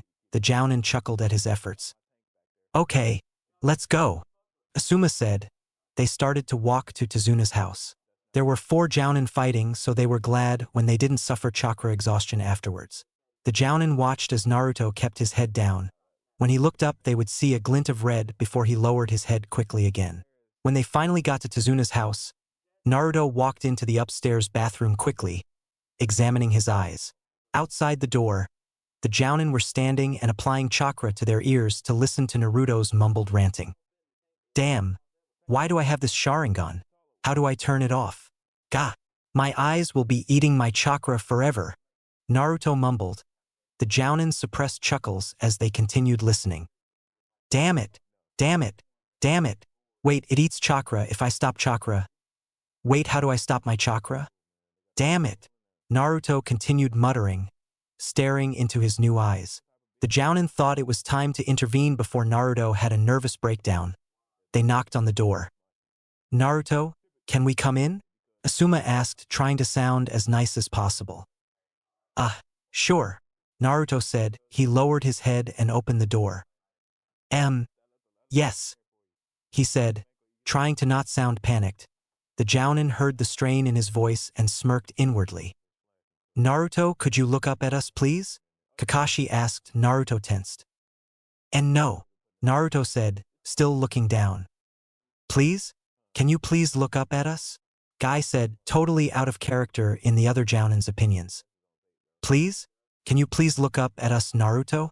We'll shut the door, Kurenai said. She closed the door to prove her point. Naruto raised his head a little bit and glanced up. He then raised his head fully with his eyes closed shut tightly. The jounin chuckled inside. Could you open your eyes for us, Naruto? Kakashi asked. He continued to watch as Naruto nodded, unsure. All 4 jounin watched as Naruto opened his eyes slowly. All their eyes widened. Naruto already had 2 tomo already? Naruto looked down quickly again. They took on concerned expressions. Naruto, it's okay. Can you trust us and look up at us for more than a second? Kakashi asked in a comforting tone. Naruto nodded and looked up. They all stared into the new blood-red eyes with 2 tomo in each where the blue used to be. Naruto, what do you see right now? Asuma asked, curious how the boy would reply. I see blue stuff inside you, Naruto said. Asuma nodded and raised his fist. He threw a punch at Naruto and he ducked to avoid it. What did you see there? Kurenai asked. I saw his attack coming. It was like time slowed down, Naruto said, looking at Asuma's hand. Naruto, have you ever seen anything like this before? Kakashi asked. Naruto shook his head. What did you feel before you could see everything? Guy asked. The Jounin were all thinking that the tenants in Naruto's head had something to do with this. Yeah, I felt a weird upsurge of power. My body flooded with chakra. But I know it wasn't Kyuubi's chakra, Naruto said in a confused tone. Asuma leaned towards Kakashi, Guy, and Kurenai. I think Madara gave him chakra, and it sped of his Sharingan's growth. He whispered so only the Jounin could hear. They nodded. Naruto, do you know how to turn it off? Kurenai asked, already knowing the answer. No. What am I going to do? I can't turn it off, it will eat my chakra forever. What do I do? Naruto said in a panicked voice. Kakashi's eyes widened that Naruto wasn't bragging about getting the Sharingan. Naruto, I was wondering, what do you think would happen if you showed them your eyes? Kakashi asked. Both Jounin caught on and realized Naruto wasn't bragging like they thought he would. Well, Sasuke would get mad, Ino and Sakura would yell at me for copying Sasuke's coolness, and the rest I don't want to know, Naruto said. The Jounin got what Naruto was saying and nodded in understanding. Well then, how are you going to copy people's jutsu and use your Sharingan? Asuma asked. Naruto frowned. Why would I copy? I would rather ask for permission to copy, Naruto said. The Jounin were shocked then smiled. If you want to use your Sharingan, would you tell them? We think it would be better if you told them and kept it a secret from everyone else, Kurenai said. Naruto looked up at her with wide eyes. Why would I hide it from everyone else? Naruto asked, eyeing the four Jounin with his Sharingan eyes. They already call you a demon. What if they were to know the demon had the Sharingan? Guy asked in a comforting tone. Naruto looked at the ground then up again. They would call me the copy demon or Sharingan demon, Naruto said with sadness. All the Jounin hearts ached for him now. Exactly. You can't tell anyone but maybe your own team, but I suggest you wait for the right time, Asuma said. Everyone else nodded. Also, when you have strong emotions the Sharingan comes out, so be careful, Kakashi said. Naruto nodded. Okay now, how do I turn it off? Naruto all but yelled. The Jounin covered their ears. Okay, calm down. Force your chakra away from your eyes. Feel for the warmth and stop the flow, Kakashi said. Naruto nodded and closed his eyes in concentration. When he opening his eyes, the Jounin watched as his eyes spun around and disappeared into the normal blue. Okay, now what do you see? Kakashi asked, expecting the answer he got. Compared to those eyes, this sight is so blurry, Naruto said with a laugh. The Jounin laughed and they all walked downstairs. When they got downstairs, everyone sat and ate. After about an hour of silent tsunami, Tezuna's daughter broke the silence. By the way, I never thanked you all for helping my father, Tsunami said. All the genin nodded. Well, you're looking at the next Hokage. We going to save your country. You're looking at a group of heroes, Naruto said. Everyone but Tenten and Neji smiled. Heroes? That's so stupid. There's no such thing as heroes, Inari, Tezuna's grandson, yelled. Naruto got a tick mark. How do you know? There are heroes in this world. I'll prove it. I'm going to be Hokage. I never go back on my word, Naruto said in a slightly annoyed tone. Neji, Sakura, Ino, and Inari scoffed. You really think you can become Hokage? From what I've heard, you're the dead last, Neji said. Some of the genin snickered. Like you can become Hokage, Sasuke will. He's much better than you, Ino and Sakura yelled. Naruto was about to jump out of his seat in anger. Heroes, dreams, that's all so stupid. Kids like you having foolish dreams. Dreams don't come true. Heroes don't exist. You're just full of stupid ideas. You don't know what it's like to suffer. You don't know what it's like to not have food on the table every night. You're just a pampered ninja in a rich village. You don't know what it's like to not have both your parents and lose someone close to you. You don't know what true suffering is, Inari yelled. The Jounin flinched at the last few parts. Inari should not have brought that up. Naruto stood up slowly. He walked over to the door slowly, fists balled and glowing white from pressure. See, you're just running away. Well, we can't run away. We have to stay and endure it. You're just a coward, Inari yelled. Hinata quickly covered the small boy's mouth. She knew what was coming. Naruto stood in front of the closed door, shaking slightly. I don't know, huh? I don't know what it's like to suffer? Try being in my shoes for a day, Naruto said in an almost entirely evil voice. Everyone visibly shivered. I barely get food. I'm not pampered. I'm beaten by my own village, Naruto said before being cut off. So? You have both your parents and friends. I don't have any friends and I lost my father, Inari said before being cut off. Shut up, Naruto yelled, turning on his heels and glaring at Inari. It looked like he was peering through the boy's soul. You know, the love of a parent, I never had any. They both died during my birth. I have lived alone in an apartment all my life with no friends. How do you think that feels? I have been beaten and tortured by all the villagers to an inch within death. I have been called a monster because of something I had no control over, just because I was born that night. You don't know what it's like to be in my shoes, Naruto yelled. Everyone just sat shocked at his sudden breakdown. He tried to walk out the door but felt a hand on his shoulder. He turned his head slightly to see the worried look of Sasuke. He just brushed the hand away and walked out the door. Naruto, all the genin and jounin murmured at once, eyes still on the door. Humph. Well, he doesn't know what it's like to have a mark branded on his body. He doesn't have it as bad as me, Neji said. The jounin frowned and the genin's eyes widened. You really think you're the only one who has a seal on you? Naruto saved our village the day he was born, the jounin muttered, thinking the genin didn't hear. The genin's eyes widened and they stared after Naruto. Sasuke quickly got back up from his seat and ran to the door. Sasuke, where are you going? Guy asked.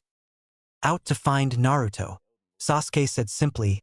He ran out the door and through the woods to find Naruto. Everyone stared after him. The jounin nodded to each other, then looked at the remaining genin. Come on, we're going too, Kakashi, Guy, Asuma, and Kurenai said to their teams.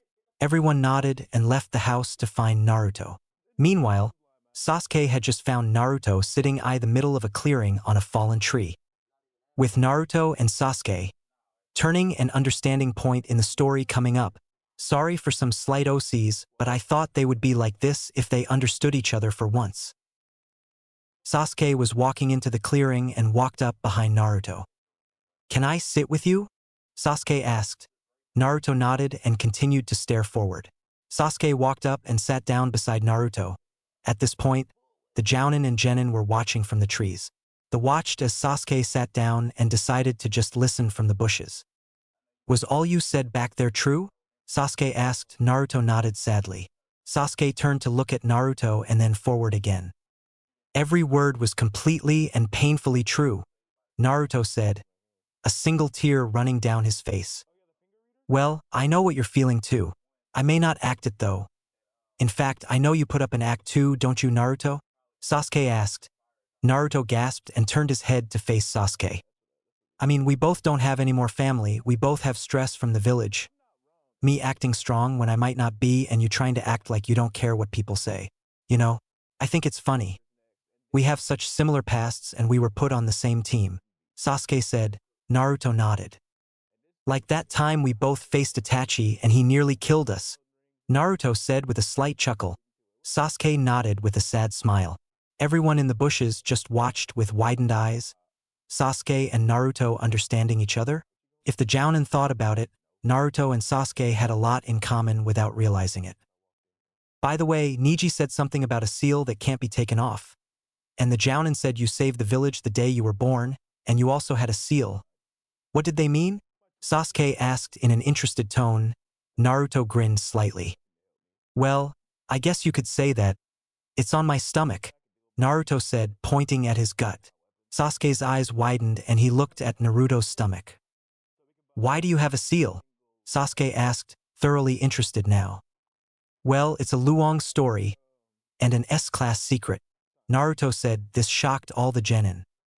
How do you know an S-class secret? Sasuke asked. Naruto chuckled and looked at the stars. Well, it revolves around me in every corner. There were even laws about it, Naruto said sage-like, not giving much information. Laws? What would be so important there needed to be laws? Sasuke asked. Naruto just smirked with amusement. The biggest secret of all.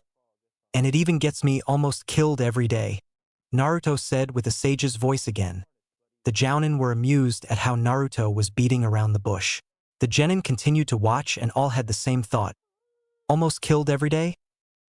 But if I were to tell you, you would run like some of the people who know, Naruto said, looking at Sasuke with sadness. Sasuke's eyes widened. Is it really that bad? Sasuke asked, stunned. Well, I wouldn't know if it were bad, but definitely scary, Naruto said. Sasuke went into deep thought. No matter what it is, you are still Naruto, right? Sasuke asked with a grin. Naruto nodded. Then a thought hit him. Oh yeah, Sasuke. There is something I need to tell you first, and don't scream, okay? Naruto said. Sasuke nodded and looked at him, waiting. Now, look at my eyes and please don't scream, Naruto said as his eyes morphed into a two-tomo Sharingan. Sasuke started to choke on the air he just gasped in. Naruto continued to stare as Sasuke got a hold of himself and smiled. So, I'm not the last one? I'm not alone? Sasuke said, unsure. Naruto nodded with a smile. I may not be an Uchiha or anything, but you're definitely not alone, Naruto said. Sasuke smiled happily with tears rolling down his face. He started to laugh in happiness. All the Jounin were shocked and then smiled warmly. The genin watched with confusion. Okay. Since you didn't run, I think I'm ready to say what it is. And remember, I am still Naruto. I'm no one but Naruto Uzumaki. Okay, Naruto said. Sasuke nodded and laughed happily, tears of happiness still rolling down his face. When he got serious, Naruto nodded and looked at his own stomach. Do you know how sealing works? Naruto asked. Sasuke nodded. Do you know the day I was born? Naruto asked. Sasuke thought and shook his head. October 10th, the night Kyuubi attacked, Naruto said. Sasuke's look started to turn to shock, then thinking, then realization. Sasuke eeped. And all the genin had looks of realization and looked at Naruto with saddened looks. So that's why he always had the smell of a fox around him, Kiba whispered in a shocked tone. And that's why he has such enormous sea chakra reserves, Hinata said in shock. So, it's in here? Sasuke said, poking Naruto on the stomach. He looked up at Naruto's face to see a sad look in Naruto's eyes. And that's why you have these? Sasuke said, poking Naruto's whiskers. He burst into laughter and fell on his side. Stop it. That tickles, Naruto yelled in a fit of laughter. Sasuke laughed. That was Naruto, all right. Naruto then sat up with his serious demeanor back in place. He looked at Sasuke and smiled sadly. I am the Kyuubi's Jinchuriki. That night, the Yondaime sealed the Kyuubi into a baby who had just been born. The only baby born that day, Naruto said, gritting his teeth at the last part. And the villagers always saw me as the thing sealed inside me, not the real me. They don't understand I'm basically a walking jail cell for the Kyuubi, and they treat me like I was the demon itself, Naruto said, tears streaming from his eyes. Sasuke gasped at how hard Naruto's life must have been. Do you feel it inside you? Sasuke asked, concern written on his face. No, but I can always feel its evil chakra, my chakra, and the seal holds it away. But whenever I get overly emotional, that chakra boils to the surface. Do you remember the red chakra that came up when Sakura insulted my parents? Naruto said. Sasuke's eyes studied him and he nodded. That was the nine-tailed fox's chakra, Naruto said sadly. All the genin shivered at how the chakra before felt. Sometimes, I wish I wasn't its Jinchuriki, but if it were taken out or I let it out, it would be a sure death for me, Naruto said. Everyone's eyes turned sad. Does anyone else know? Sasuke asked. Naruto nodded. Only the adults. There was a law passed that forbade anyone from talking about the Kyuubi. Except me, of course, it's inside me, so when I feel like I can tell someone, it's okay for me to tell them. The old man just wanted me to have a normal life. Too bad the villagers' hatred took over their minds. Naruto said. All the genin were gaping at what Naruto was saying now. Well, as long as you stay as Naruto and not the Nine Tails, I'm okay with you, Sasuke said. Naruto smiled and laughed, tears flowing from his eyes. The people hiding decided to come out now. They walked up to the two and Naruto gasped. He jumped a few feet back. Please don't hate me. Sasuke doesn't. He yelled before everyone stood in front of him. They didn't have the looks of hatred the villagers had. We don't hate you, in fact. I'm glad some of our questions were solved. Right, guys? Shikamaru said. Naruto's eyes widened and he cocked his head to the side. Huh, was Naruto's genius reply. Why, you have a fox-like scent, Kiba said with a grin. Wyuh have so much sea chakra, Hinata said with a blush. Why the villagers always looked at you with hate, Shino said. Why you heal so fast, Ino said. By the way, one more question? Shikamaru said. Naruto nodded. Glad they didn't hate them. Do you and Kyuubi ever talk? Shikamaru asked. Everyone turned to Naruto, who looked confused. What do you mean? Naruto asked. Shikamaru smiled. That was Naruto, all right. In class, they said Jinchuriki could talk to their bijou. They didn't say much, but I was just wondering, Shikamaru said. Well, I don't really know. I guess I never thought about it, Naruto said, thinking if he ever heard a voice in his head. Ino, do you know any mind techniques that could get us into Naruto's seal? There is something you all need to see since Naruto is confessing, Kakashi said. All the other Jounin nodded. Ino was about to do the mind-body transmission just do. What are you talking about? Naruto asked. Kakashi turned to him with a serious look. You'll see, and don't worry. It's safe, Kakashi said. Naruto took on a scared expression. And what do you mean going into my seal? Kyuubi will eat you, Naruto said, scared. The genin looked at Naruto and gasped. He was scared Kyuubi would eat them. Don't worry, you'll see why in a minute, Kakashi said, nodding at Ino. Ino focused on Naruto's mind, and then they were all in a sewer. Where are we? What's going on? Naruto yelled, looking around frantically. He noticed all the genin and jounin except Kakashi looking around with confused looks. They looked at Naruto and saw him freaking out. Naruto, calm down. We're in your mind, Kakashi said, trying to calm Naruto down. Why does my mind look like a sewer then? Naruto yelled. Kakashi looked around and his eyes widened. I don't know actually, Kakashi said. They all started to walk through Naruto's mind, looking in a door of memories Naruto had. They all continued going through Naruto's mind. Some of the genin and jounin were crying by the time they got to the 10th memory.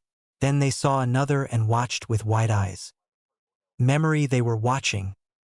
Mizuki ran at Iruka with a giant Fuma shuriken and Naruto jumped from behind a tree and smashed him in the face.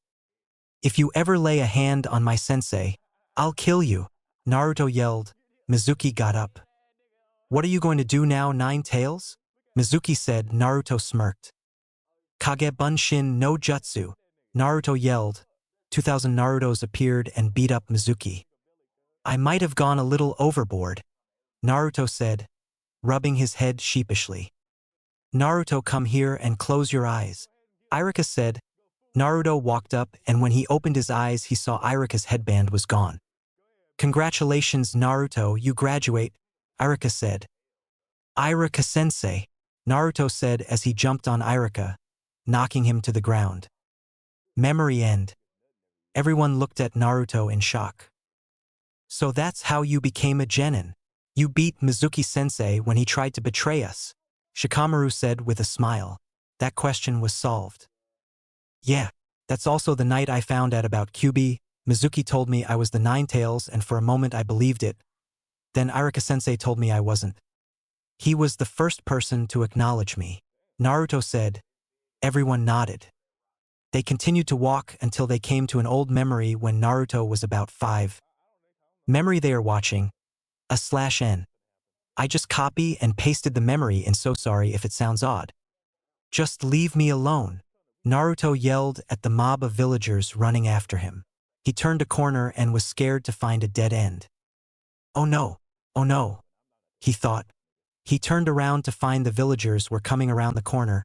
He was even scared more to see a few Chunin in the crowd. "You're going to die today, demon," one of the Chunin yelled. Naruto just kept backing away till he felt the wall behind him. He looked up at the crowd with pure fear. He braced for the pain when he heard the whistle of a kunai being thrown. It hit him in the leg. He screamed and grabbed his leg in pain. He opened his eyes to see the kunai sticking out of his leg. He was going to pull it out when he heard more whistling noises. He screamed in pain again as several kunai hit him in the leg, arms, stomach, and one flew by his face, just giving him a bleeding cut. He couldn't move anymore. He just laid down and waited for the pain to come. The three people in Naruto's head winced as they heard Naruto's muffled screams ring out in his head. After about 5 minutes of internal screaming, they had to cover their ears when one of the Chunin in the crowd came up and bent his leg backwards, causing his to let out a blood-curdling scream. Finally, after 5 more minutes, the Chunin in the crowd were going to use a small fire jutsu on him. It wouldn't kill him, but it would give him lots of pain. They made the hand signs for the fire jutsu, and when they were about to use it, they were stopped by 4 angry faces and 1 mask, but underneath the man was fuming. "What the hell do you think you're doing?" Kakashi and Asuma yelled. "Oh, so you're going to protect that freak?" one of the Chunin yelled, earning a boost in killing intent. "Asuma, look after Naruto. I'll deal with these people," Kakashi said in an angry voice. Asuma nodded and ran quickly to Naruto's side. Naruto's vision was very shaky. It would blur into focus then out again. Even though his vision was blurry, Naruto could make out 4 worried faces looking down on him now. One was a woman with black hair and red eyes. The second lady had purple hair and brown eyes. He somewhat recognized the other one. It was Asuma. He had brown eyes and black hair. The last one was an ANBU with a weasel mask, black hair, and Naruto could see 2 coal black eyes. He could easily tell they were all worried. "Kurenai, do you know any medical ninjutsu?" the ANBU asked frantically to the girl with black hair and red eyes. "No, I don't. Anko, do you?" Kurenai asked the girl with purple hair and brown eyes. "No, and I know the hospital won't accept him. The last time they did, they tried to poison him," Anko said with anger in her features. At this point, Kakashi was running up to Naruto. He looked down with a worried expression. Naruto was blinking very slowly, barely holding on to consciousness. "Itachi, do you have any bandages?" Kakashi asked the ANBU. "No, I don't," Itachi said in a worried voice. They all looked down at Naruto again with worried expressions. "I can't feel my leg," Naruto said between breaths. When Anko quickly grabbed the leg and twisted it forward, so it would heal correctly, everyone inside and outside Naruto's mind visibly winced when Naruto let out another blood-curdling scream. "Anko!" Itachi, Kurenai, Asuma, and Kakashi yelled. They watched as Naruto held his leg in pain and cried out. With pained expressions, they continued to watch. "Itachi, use your Sharingan," Asuma said. Itachi nodded and activated his Sharingan, making Naruto go into a daydream-like state. The boy just stared ahead to show it had worked. He looked around at everyone who had worried expressions on their faces. He wondered if Naruto had seen anything he shouldn't have. "Do you think he saw anything that would hurt him?" Asuma asked in a concerned voice. Everyone frowned and Itachi had an idea. "Do you want me to go into his mind and see if he saw anything?" Itachi asked. Everyone nodded, looking at Naruto's sleeping face. Memory end. After watching the memory, everyone looked at Naruto with shocked looks. "Why, you remembered that?" Kurenai asked with a sad voice. Naruto nodded. "That was one of the beatings you got as a child?" Sasuke and Shikamaru asked.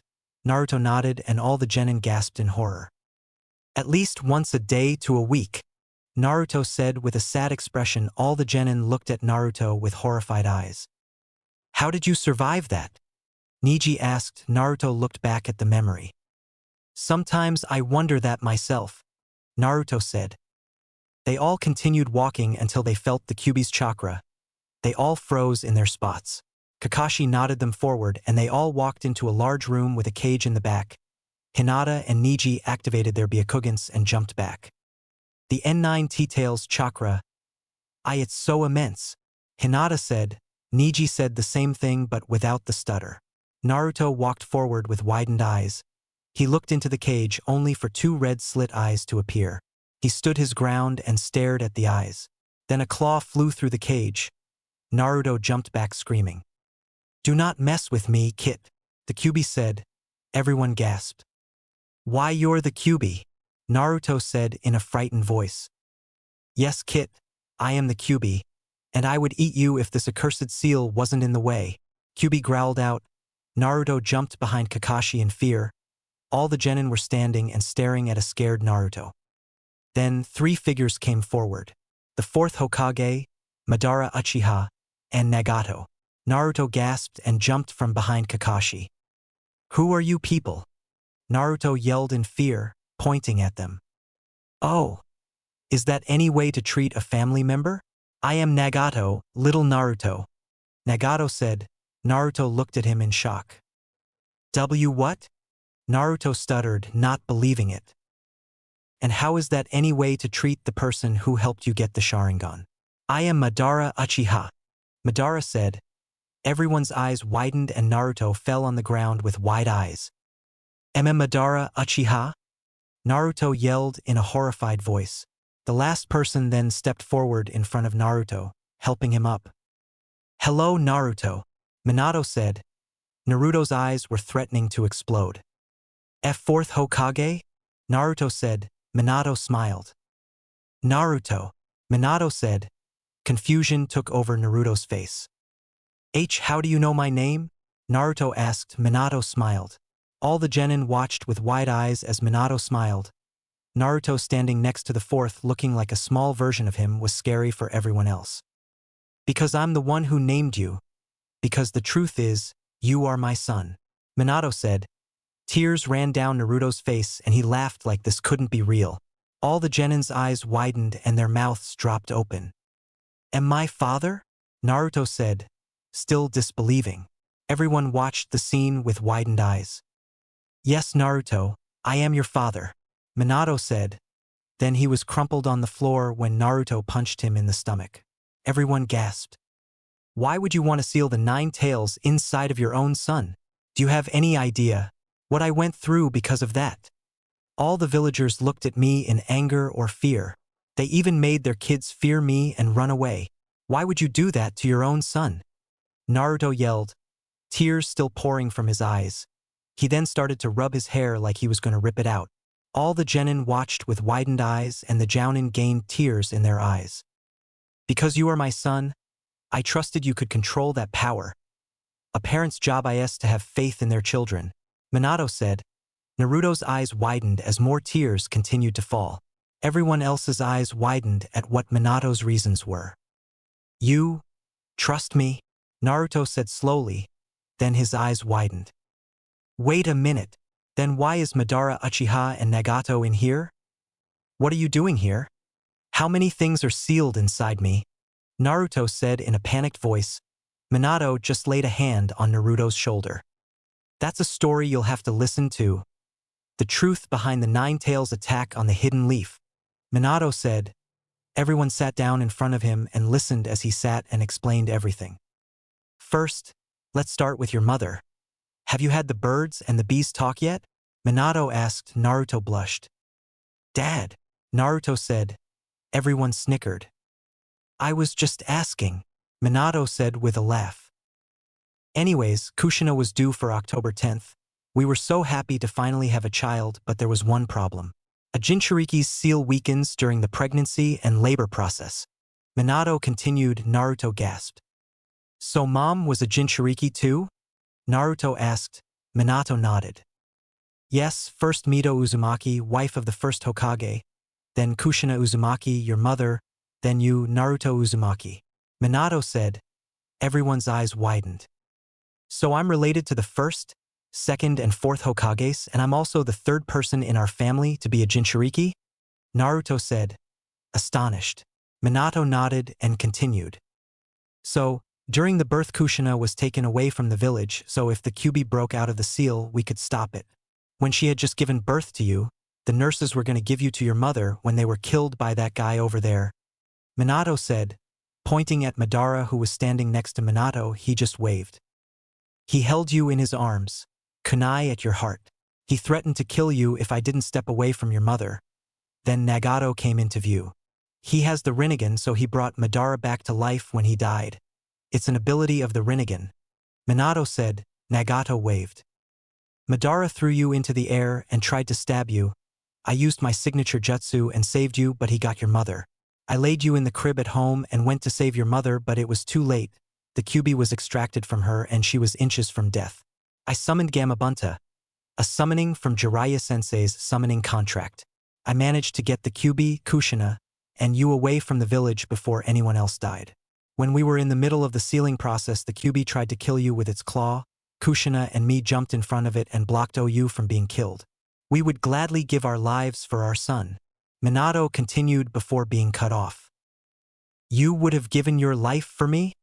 Naruto asked, happiness filling him. Minato nodded. Then Madara spoke. And when this idiot sealed the Kyuubi, he forgot me and Nagato were on its head, and he pushed so much chakra into the seal, he got sealed too. Madara finished. Everyone's mouths were gaping. So let me get this straight. I have the Kyuubi. Madara Uchiha, a Sharingan user. Nagato Uzumaki, a Rinnegan user. And my own father sealed inside me? Naruto said, yelling the last part. All of the tenants in Naruto's head nodded. I feel like I'm going to be sick, Naruto muttered as he ran away to a corner of the room. When he came back, he looked better. So why did Madara attack the village with the 9 tails? Sasuke asked. Madara sighed. At the time, I was consumed by revenge. By the way, we saw the massacre from Naruto's eyes that night. Don't try to get revenge. Your brother did it for a reason. You know that too, Madara said. Sasuke thought about it and his eyes widened. You're right. He was never the one to go on a massacre. He hated violence, Sasuke said in realization. Naruto, come rip this seal off so I can rip you to shreds, Kyuubi yelled. Naruto looked at him. Then I think I'll stay over here. Kyuubi, Naruto said, making everyone laugh. Kyuubi, what was our deal when we were first sealed into little Naruto? Nagato asked harshly. Kyuubi laid down. You said I was not to hurt Naruto or suffer your wrath, Kyuubi said. Everyone laughed and Nagato smiled. Good. Now remember that, Nagato said, looking back at Naruto. What? I think of you as a brother after watching you grow up, Nagato said innocently. Naruto's eyes widened and tears spilled from his eyes again. Gosh, I'm crying so much tonight. I can't help it, Naruto said happily. Everyone smiled. Oh Dad, I have a question that I always wanted to ask you. How did you and Mom fall in love? Naruto asked. Minato blushed crimson and everyone snickered. Well. Aha well, Minato said nervously, flushing a brighter shade of red. Everyone snickered some more. Then he decided where to start. Well, I think I have an idea, Minato said, thinking of an idea. What? Naruto said. Minato just smiled like a maniac, making everyone step back. Well, when I sealed the 9 tails into you, I put in my chakra so if the seal broke I could come back and reseal it. Then I added someone special's chakra so when you tried to control the 9 tails power, that person could help you. But, since we're all sealed inside you, you will have some help anyway, Minato said, motioning towards the seal on the cage. What? What am I supposed to do? Naruto asked. You're going to rip the seal off, battle the Kyuubi, and take his power away from him, Minato said, then had a realization. Oh, I almost forgot. I want to teach you a few things before you do anything. Of course, you won't be able to do them outside your mind until you actually learn them, but in here you could do them easily. My own jutsu, the Rasengan, Minato said. Naruto's eyes widened. I will also teach you to enter Sage mode. You won't have to worry about any side effects in your mind either. You can do anything in your mind, Minato said. Naruto's eyes widened. Can I made it not look like a sewer? Naruto asked. Minato smiled sheepishly. Okay. Maybe not anything, Minato said, making everyone laugh.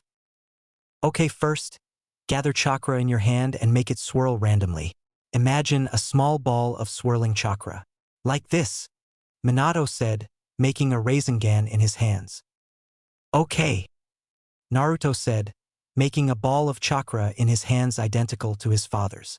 All the Jounin watched with wide eyes at how much Naruto looked like his father now. Minato smiled. Good, I was right.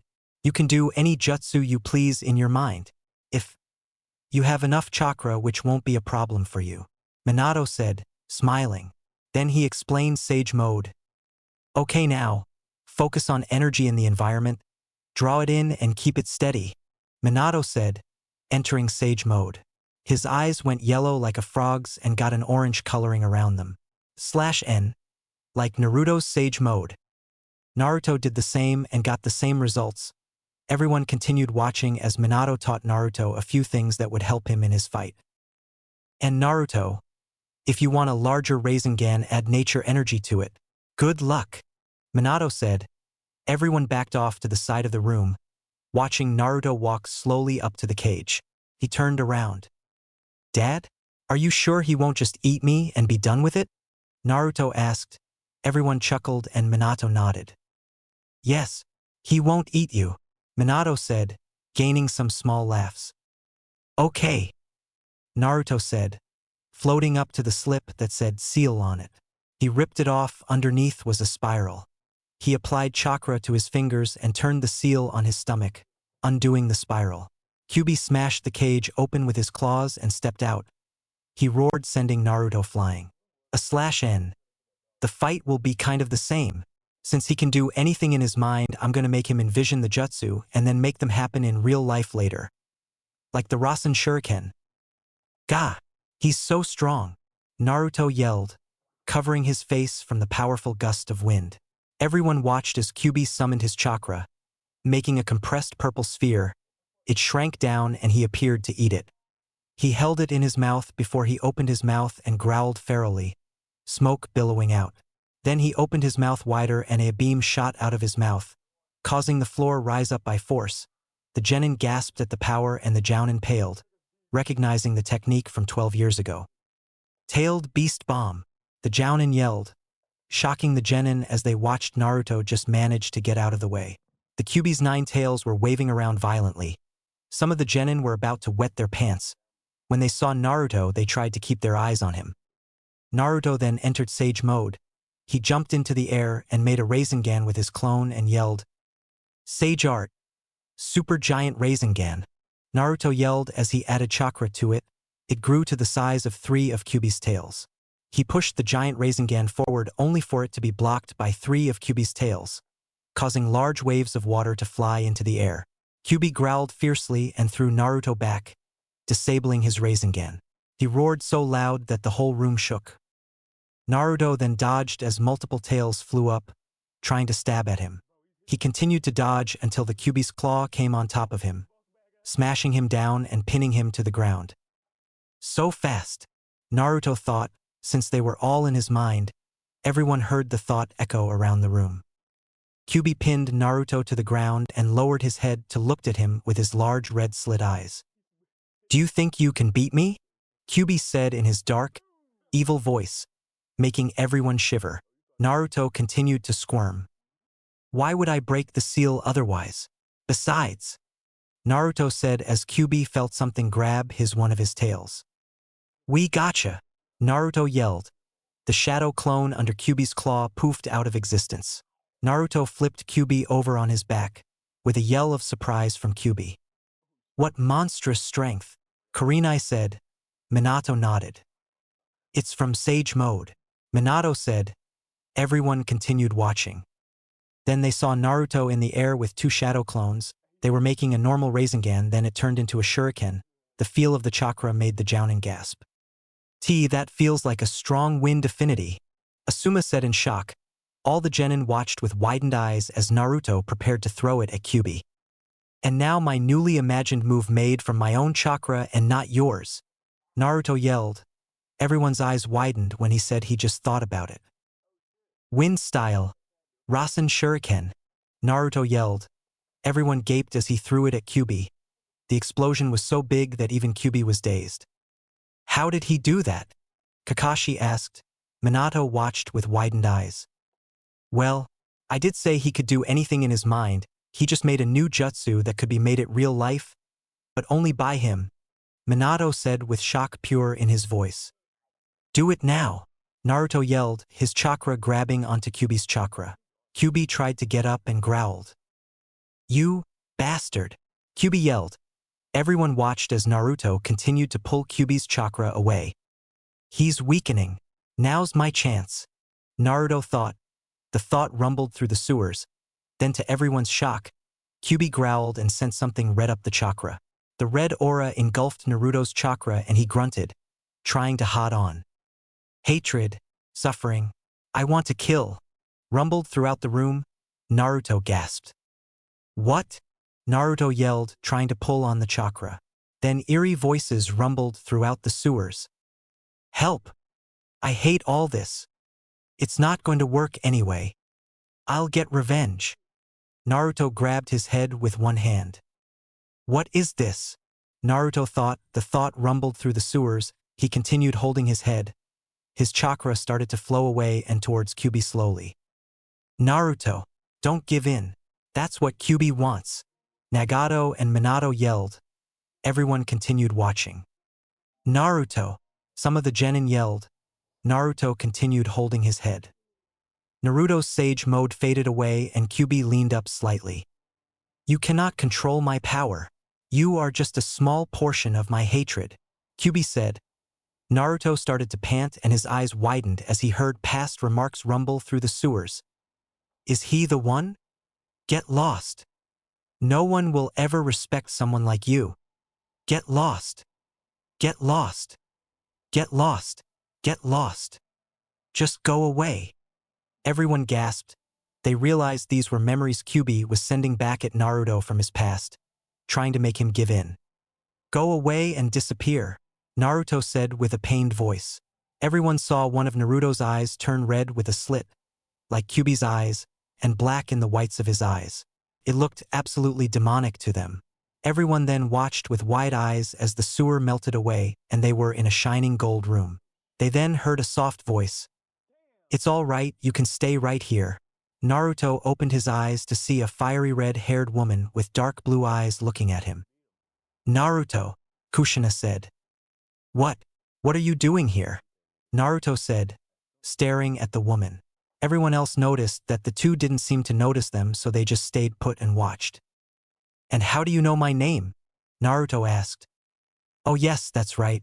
Well then, Naruto, can you guess who I am? Kushina said. Naruto stared at her for a little bit, making her giggle. Then he spoke. No way, Naruto said. Have you figured it out? Kushina asked, smiling. Your Nine Tails' real form, Naruto yelled, pointing at her. Everyone watching face-bombed. She froze for a minute, then grabbed her stomach and laughed. That's such a crude laugh. You're trying to fool me by disguising yourself as a woman? Nine Tails, Naruto yelled. Kushina's hair flew up like tails and she hit Naruto on the head. You got it wrong, you know? She yelled. Ouch! Naruto yelled as he jumped back, holding his head in pain. Huh? You know? Naruto asked in confusion. Kushina rubbed her head sheepishly, laughing nervously. Everyone watching recognized that Naruto said that a lot too. I couldn't stop myself from hitting you. I was born impatient, and I talk fast, so I use some weird phrases. I try to control it, but it slips out when I get excited. What about you? I hope you didn't get any of my bad speech patterns, Kushina said. All the people watching thought the same thing. He did get your speech patterns? And your attitude for that matter. Then, Naruto said. Minato didn't say anything to you? Shame on him. Kushina said. Naruto started to quiver. Yes, she said before being cut off by Naruto running into her and hugging her. While shaking, she smiled. I've wanted to meet you for so long, ma. You know? Naruto said. Everyone watched as the eye that looked like Kyuubi's with black around it changed back to the normal pure blue and let some tears fall. You know, huh? You really are my child, Kushina said, making everyone smile. After a little bit, Naruto pulled away with a big smile. There's tons of stuff I wanted to ask you when I met you, Naruto said, literally jumping in joy. Sure, you can ask me anything, but first, we must tame the 9 tails, Kushina said. Everyone watched as Naruto yelled and chains shot out of him, restraining Kyuubi. This chakra, Kushina, is that you? Kyuubi said, shocking all the Jounin and Genin. Everyone then turned to watch Kushina and Naruto, who were sitting on the ground. Minato embedded my chakra into the seal formula, so that when the time came for you to take control the 9 tails power, I could be of help, Kushina said. Naruto continued smiling. Are you listening? Kushina asked. Naruto put his hands behind his head. I'm glad that you're so beautiful, Ma, Naruto said, making everyone laugh. Well, thank you. Your hair is just like your father's. But I'm sorry you inherited my looks, Naruto, Kushina said, giggling. Why? If I got my pretty mom's looks, that makes me handsome, right? And you have nice, straight red hair. I wish my hair were like that too, Naruto said, making everyone laugh again. Kushina giggled. You are the second man to compliment my red hair, Kushina said. Naruto looked at her. Really? Who was the first? Naruto asked. Kushina smiled. Who else? Your father, Kushina said, laying a hand on Naruto's shoulder. Oh, that's right, Naruto said. What is it? Kushina asked, confused. Hey, I always wanted to ask you one thing if I ever met you. How did you and Dad fall in love? Naruto asked. Kushina blushed and giggled. What an embarrassing thing to ask, you know? Kushina said. Hey, you said, you know. You're excited, Naruto said, laughing. Everyone else laughed too. In this case, it's more like shaken up, you know? Kushina said. Naruto and everyone laughed again. Hey, you said it again, Naruto said. Laughing, Kushina blushed and smiled. Everyone else laughed. Let's see, Kushina said, recalling the events. Note: italics means it's in the story and normal text means outside the story. Also, they are basically seeing her memories in a way so they can see the interactions in the story. It was the first day I came to the Hidden Leaf Village. That's when I first met your father, Minato. All right, we have a new transfer student today who will be attending our academy, the teacher said. I'm Kushina Uzumaki, you know? Oh, Kushina said, covering her mouth quickly. Look at the color of her hair, one kid whispered. How can anyone have hair like that? Another kid whispered. How do you get it that red? Another asked.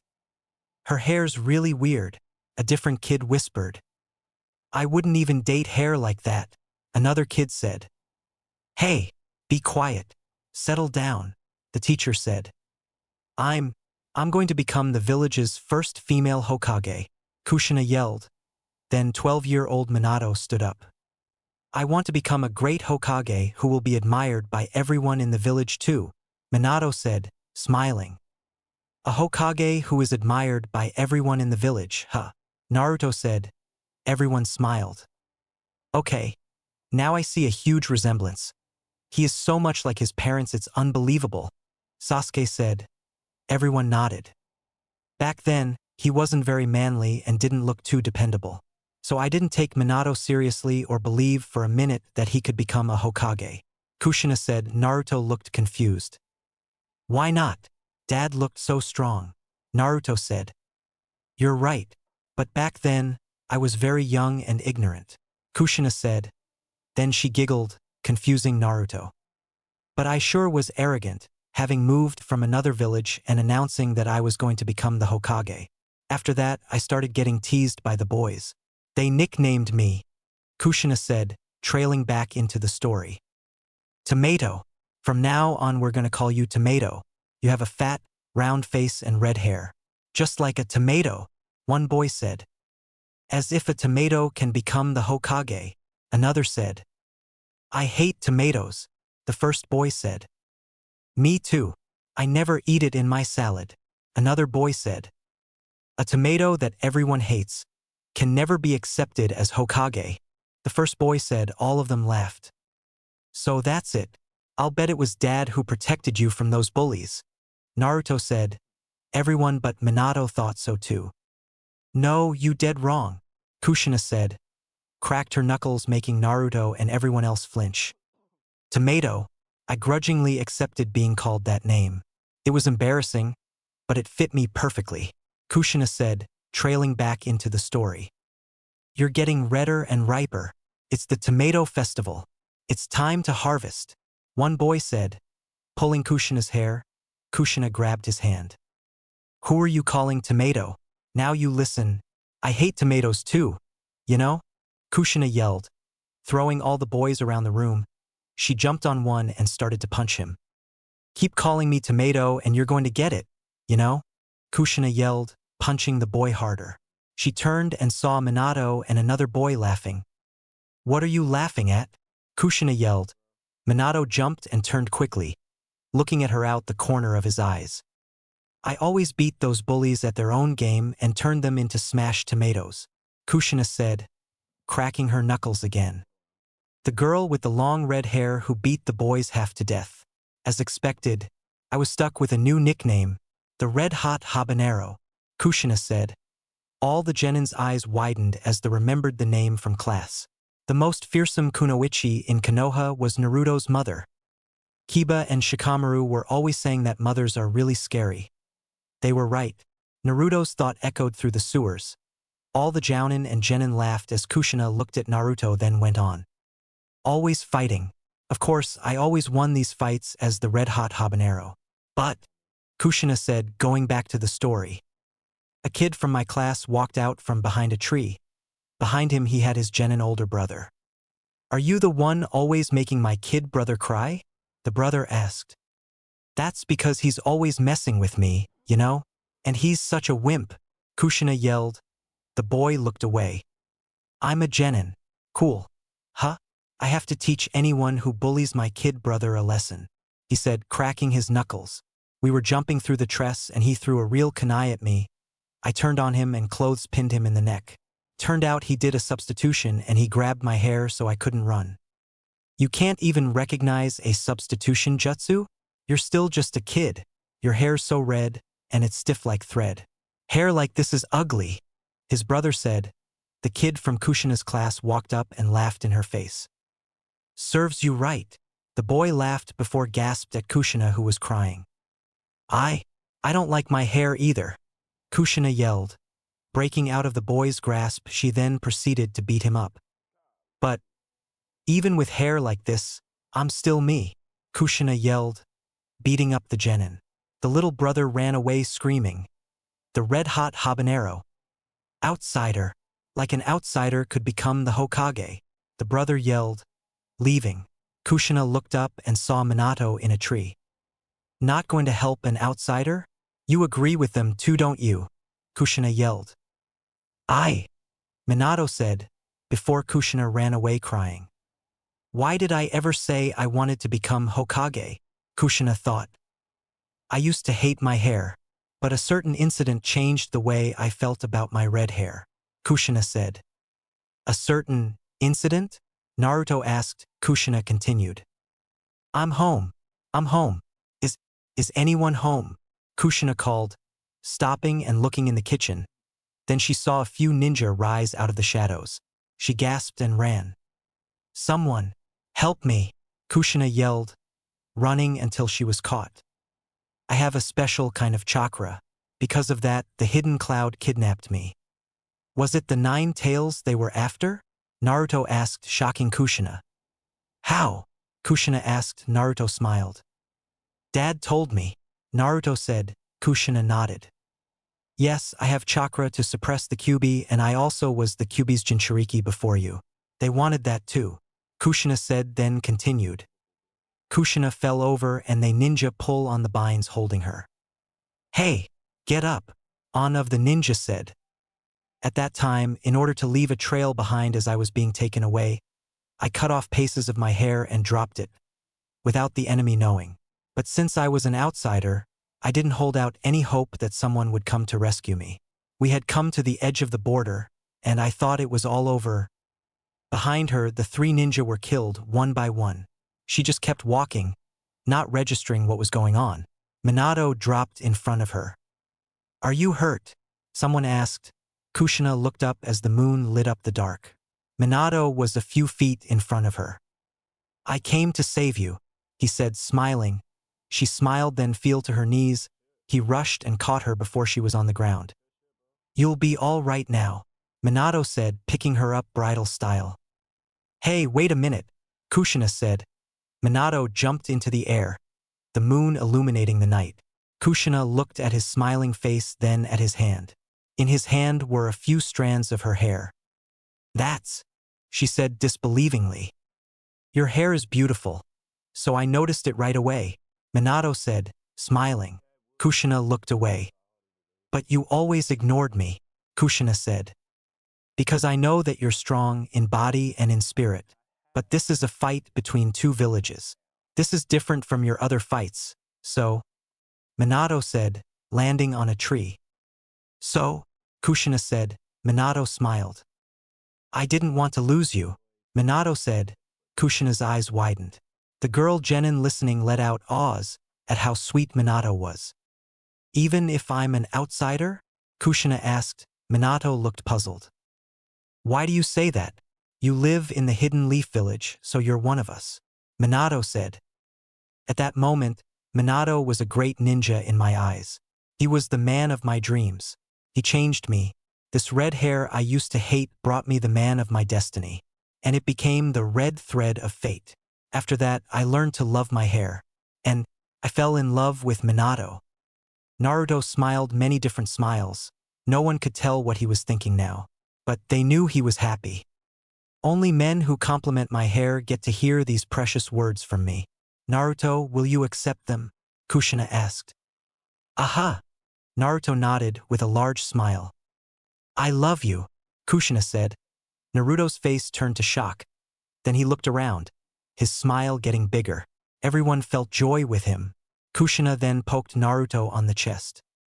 When you put the yellow flash of the leaf and the red-hot habanero together, Kushina said. Naruto jumped up and laughed. You get the leaf's orange spark, Naruto yelled. Kushina smiled. /N. I changed Hokage to spark because I thought it sounded better. That sounds cool, you know? Kushina said. Naruto giggled. I'm going to be Hokage like Dad, Naruto said. Giggling, Kushina smiled. Hokage, your dream is the continuation of Minato's and my dream, Kushina said happily. Everyone's eyes widened as they realized that it was true. Yeah, I won't let your dreams down, Naruto said with a smile. Naruto, Kushina said, a tear falling from her eyes.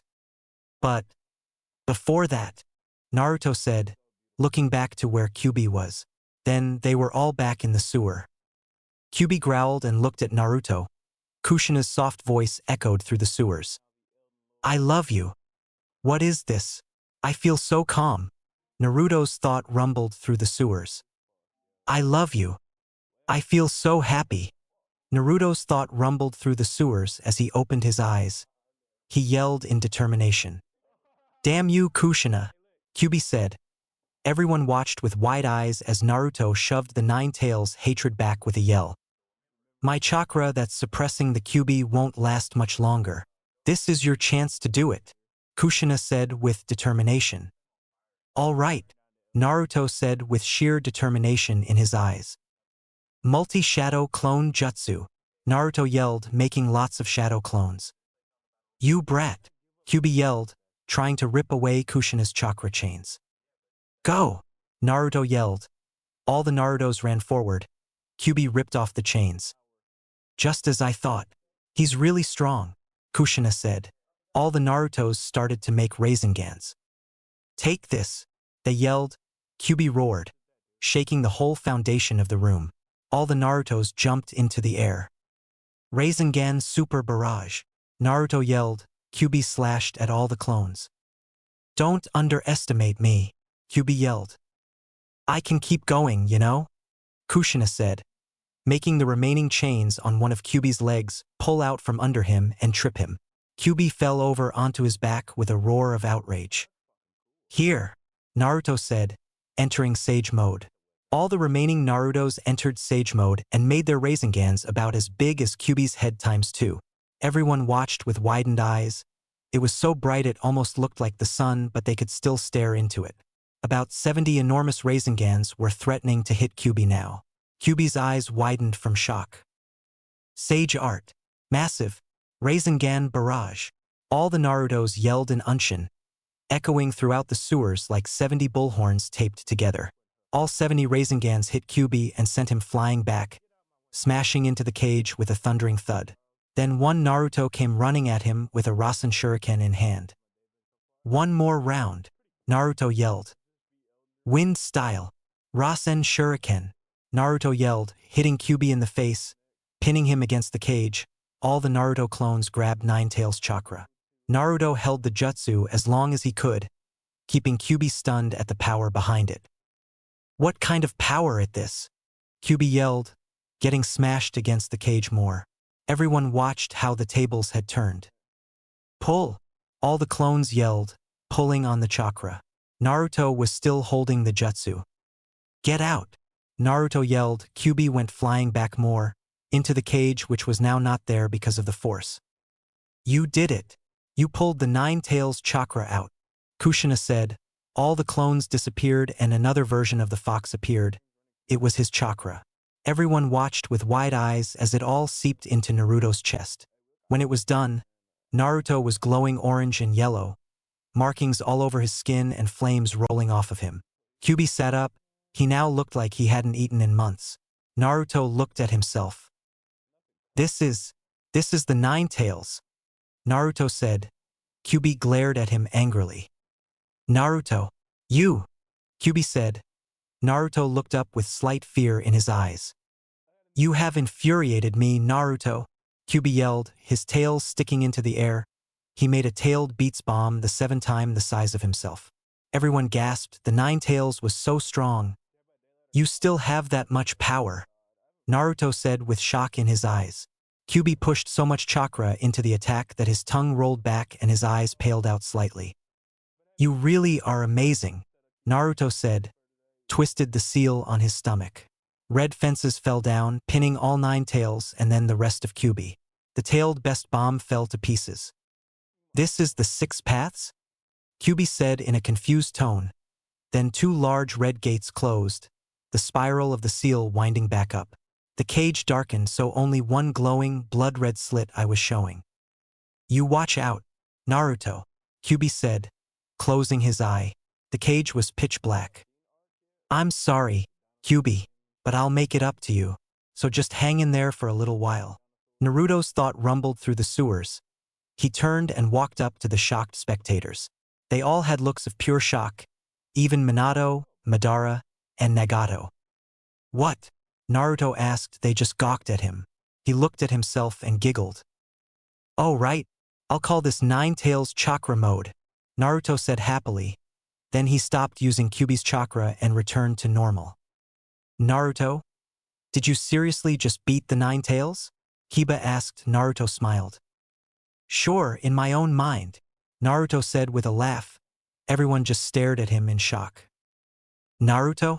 How did you come up with those moves? Minato asked. Naruto shrugged. I don't know, I just thought about them, how to do them, then named them. That one with the shuriken I named Wind Style because to me it felt like a wind jutsu. Naruto said simply. The Jounin just stared at Naruto for a little bit until Kakashi spoke. You might be a jutsu genius. That attack was so strong even Kyuubi was stunned for a little bit. Kakashi said. They all heard Kyuubi growl in disapproval. Shut up, you perverted Cyclops, Kyuubi growled out in anger. Naruto walked up to the cage. Kyuubi already regained its usual appearance now. Hey, Naruto said, raising his hand. Everyone watched as a red gate came down on Kyuubi's neck, pinning him down. Naruto jumped up on his cheeks, standing in front of his blood-red eye. Naruto smiled, looking into the fox's eye. You know, one day I'm going to free you from all your hatred. I know what it's like to be gripped by it and want revenge. One day, you won't have to fear it anymore, Naruto said. He jumped down and walked out of the cage. He lifted his hand to release Kyuubi's head. You're so naive. I am the Kyuubi, I am hatred itself. Kyuubi yelled.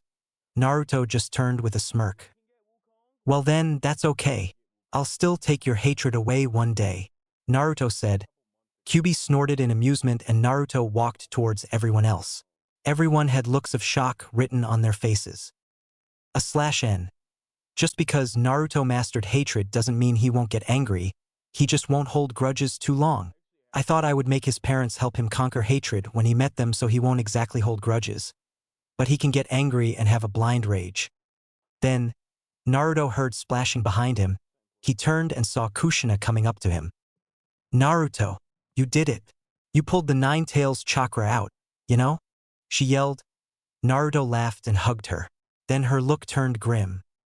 Also, there is something I have to explain to you, Kushina said. Naruto back up and looked at her. He frowned. What is it? Naruto asked in a worried tone. She looked at him. I was chosen to be the Nine Tails Jinchuriki from another land. I'm from the land of eddies, Kushina said. Naruto was shocked. What? Naruto said in shock. What? All the other genin yelled. Why were you chosen? Why not someone else from the same land? Naruto yelled in confusion. Kushina just continued. You're right, I'm from another land, but the land of fire and the land of eddies, as well as Hidden Leaf Village and Hidden Eddy Village, shared a deep bond.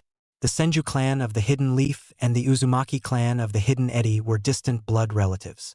Our people lived long, so the Eddy Village was also known as the Village of Longevity.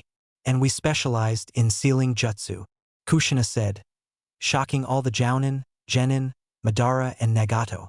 Minato wasn't surprised and Naruto was shocked the most. We were also a rowdy bunch. The tetragram seal on your abdomen is based on a jutsu from our village, Kushina said. Naruto lifted his shirt and looked at his seal. Everyone else looked at it too in shock. And Minato, your father, learned various sealing jutsu from my mother. Naruto, the symbol on your back. That is the symbol of the Hidden Eddy. Even today in the Hidden Leaf Village, that symbol is a symbol of friendship. Isn't it? Kushina said. Naruto nodded, looking at the spiral on his back. So the Hidden Eddy Village? Naruto asked. Kushina looked down. It no longer exists. During the era of war, our sealing jutsu abilities were greatly feared, so the village was targeted and destroyed. Those who survived feared for their safety. They hid their identities and scattered throughout the region, Kushina said. Still, why were you chosen? Naruto asked in slight anger. It seems, even among the Hidden Eddy, I was born with chakra powerful enough to suppress the Nine Tails. When I was brought to the leaf, I wasn't told a thing. When I was finally told why I was there, I was nearly consumed by my loneliness. Then Lady Mito summoned me. She told me she was brought to be the vessel too and she was lonely like I was. Then she told me something that changed my life, Kushina said, recalling and saying what happened. Now listen carefully. Indeed, we are the vessels for the Nine Tails. However, there is a way to find happiness even if you must live as a Jinchuriki, Mito said, then continued with a smile. First, by filling ourselves, Mito said. First, by filling ourselves with love, we would be able to live a happy life despite being the Nine Tails Jinchuriki, Kushina said, shocking Naruto. So you were happy even if you were a Jinchuriki, ma? Naruto asked. Yes, Kushina said. Naruto started to tear up. He wiped his eyes quickly. Naruto, now why are you crying? Kushina asked. Naruto laughed. Because I'm happy, Naruto said, laughing some more. Everyone smiled. Kushina, would you like to tell them the whole story? I told them what happened after Naruto was born already, Minato said. Kushina nodded. So it all started 9 months before Naruto's birth, Kushina said, trailing off into the story. Congratulations, the nurse said. What? Kushina asked. Your due date is October 10th, the nurse said. Kushina smiled. Oh then, yeah, Kushina said excitedly. Huh? A baby? Minato asked, coming out of the kitchen of their home. I'm going to be a mother, you know? Kushina said happily. And I'm going to be a father, Minato said. A mother, you know? Kushina yelled excitedly. I'm going to be a father, Minato said excitedly. A mother, you know? Kushina said, running to Minato. Imagine that. I'm going to be a father, Minato said happily. Kushina jumped into his arms. Okay, you both must have been shocked to have Naruto if you said it that much, Kurenai said with a laugh. Everyone nodded. Kushina continued. Then, Sarutobi and his wife explained that my seal would be weak during childbirth. We made arrangements for me to give birth away from the village in case the nine-tail seal were to break. When I was to give birth, Bawako took me there, and on the way I ran into my best friend Makoto Uchiha. Naruto, your mother and my mother were best friends? Sasuke asked. In shock, Naruto shrugged and Kushina gasped. Sasuke? Kushina said. Sasuke nodded and she walked up to him. You lost all of your cute little baby fat.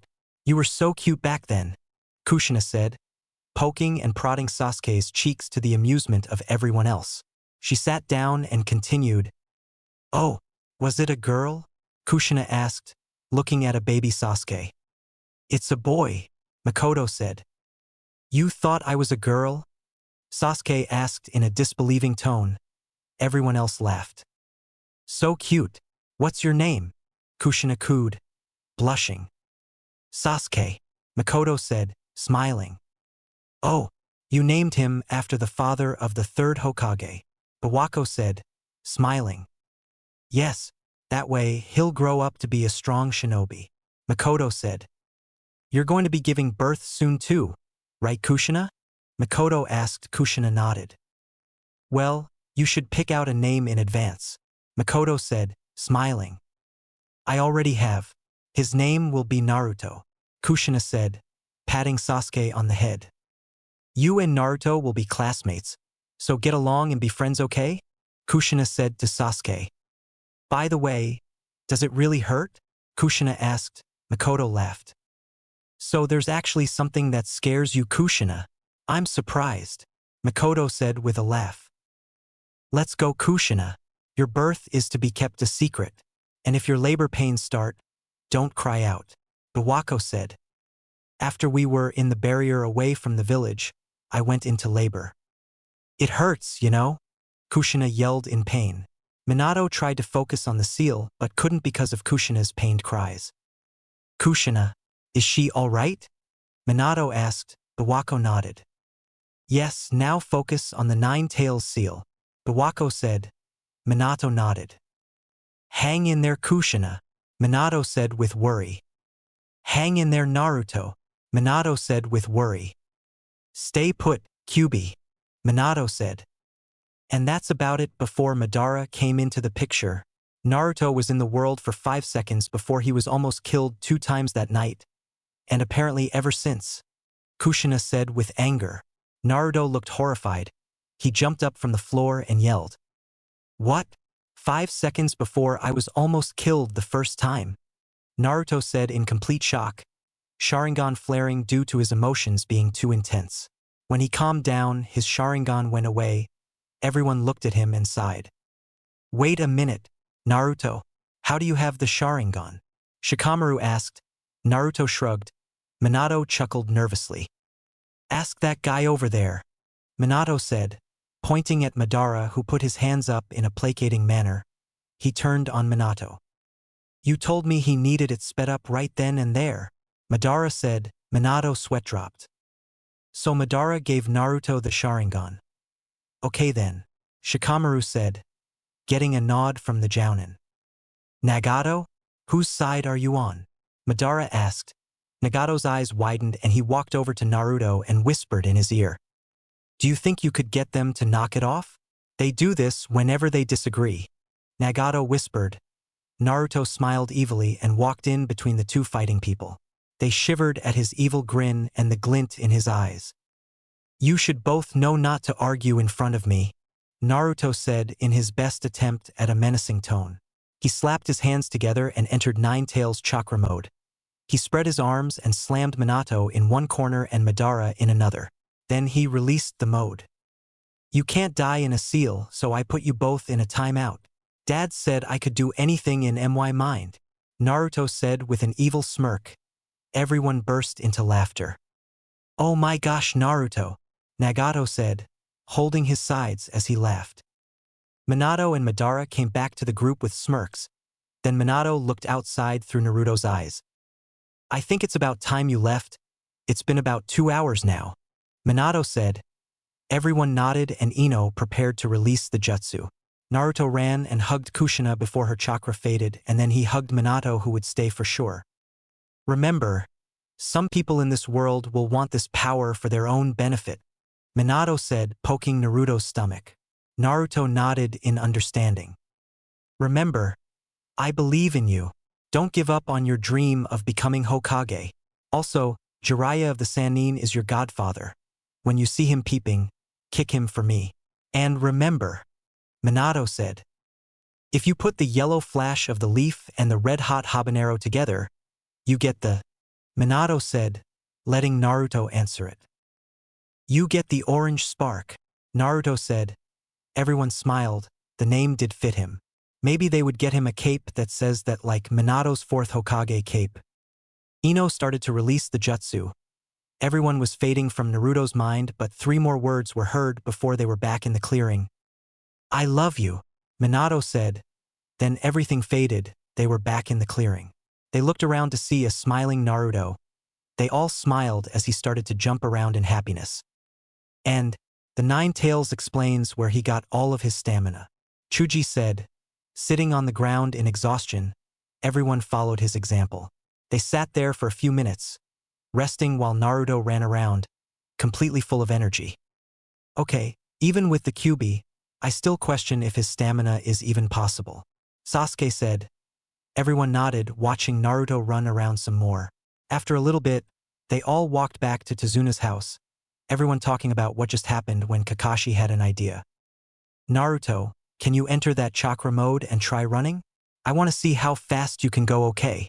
Kakashi asked. Naruto nodded, activating his chakra mode. He then ran towards Tezuna's house and was there in a second. He rushed back. All they saw was an orange spark before Naruto stopped in front of them, still full of stamina and smiling. I got there in a second, Naruto said. Everyone gasped. They were a few miles in the woods. Even a fast jounin took a few minutes to get over a mile on foot, and Naruto went over a few miles in a second. When they calmed down, Naruto went out of his chakra mode and continued walking. On the way, the jounin talked behind the genin. The orange spark, huh? I actually think it fits him, considering he likes orange too, Kakashi said. The other jounin nodded. They could all see a new spark in Naruto's eyes since he met his parents. Seeing him interact with his parents made me think how much he really is like them, and it gave me an idea. What if we were to get him a cape like his father's? Kurenai said. All of them nodded. They had been thinking the same thing. Well, if we're getting him a cape, then it should have a restoration and replacement seal on it. So if he accidentally tears it or it is not fixable, it will just fix itself or replace itself, Asuma said. They all nodded in agreement. What should it look like? Kakashi asked. Everyone went into deep thought, and then Guy smiled. It should be red with black flames on the bottom of it, like his father's. Then it should also say orange spark on the back in black kanji and have a black inner lining, and also instead of blue on his jumpsuit we should get him one with black in place of blue. It will all show his flames of youth. Guy all but yelled. They were lucky only a few genin heard it. They turned and nodded in agreement with their senseis. /N. His cape will be like the one when he fought the 6 paths of pain, but it will have orange spark written on the back in kanji like on Minato's cape. By the way, how do we tell them we think Zabuza is still alive and will try to attack again in little less than a week? Asuma asked. They all frowned. I think we should just break it to them, Kakashi said. They all nodded. When got to the house, the jounin told the genin. What? But you said he was dead. All the genin yelled. The jounin chuckled nervously. Well, it turns out it was a fake hunter ninja, Asuma said sheepishly, totally out of character in the genin's opinion. That means we're going to train you. We're going to train you to control chakra and see what your affinities are, Guy said in his usual confident voice. The genin then looked determined. What about Naruto, Sasuke, and Kakashi's Sharingan? Or Naruto's Nine Tails Chakra Mode. Can't we use those? Kiba asked. The Jounin looked at Naruto, who looked like he spaced out. When he focused again, he turned to Kiba. My dad says those abilities are just tools, not crutches. We can't rely on them, Naruto said. The Jounin nodded in agreement, and the Genin looked at Naruto in shock. So now you can talk to your dad? Sasuke asked. Naruto nodded. I just heard his voice pop to life in my head, Naruto said. Everyone nodded in understanding. I see. So you just needed to visit your own mind to set up the link, then you could talk to your bijou or anything else sealed inside you, Shikamaru said. Another question he had was solved. Well, anyways, we're going to be training you to climb trees, Kakashi said. The Genin gawked. What? Tenten asked in confusion. Without using your hands, Kakashi finished. The Genin looked skeptical, then thought about it and understood. Now, I suggest we all go to bed. We all have one large room down the hall. We're going to train tomorrow, so get a good night's sleep, Asuma said. All the Genin nodded and got ready for bed. Naruto was the first one out. Amazing. He never gets tired because of unlimited stamina, and yet he's the first one out, Lee said. Everyone nodded, looking at the sleeping Naruto. Then they all went to bed. Meanwhile, the Jounin were downstairs talking. Something's been bugging me for a little while, Kakashi said. Everyone looked at him, and he continued.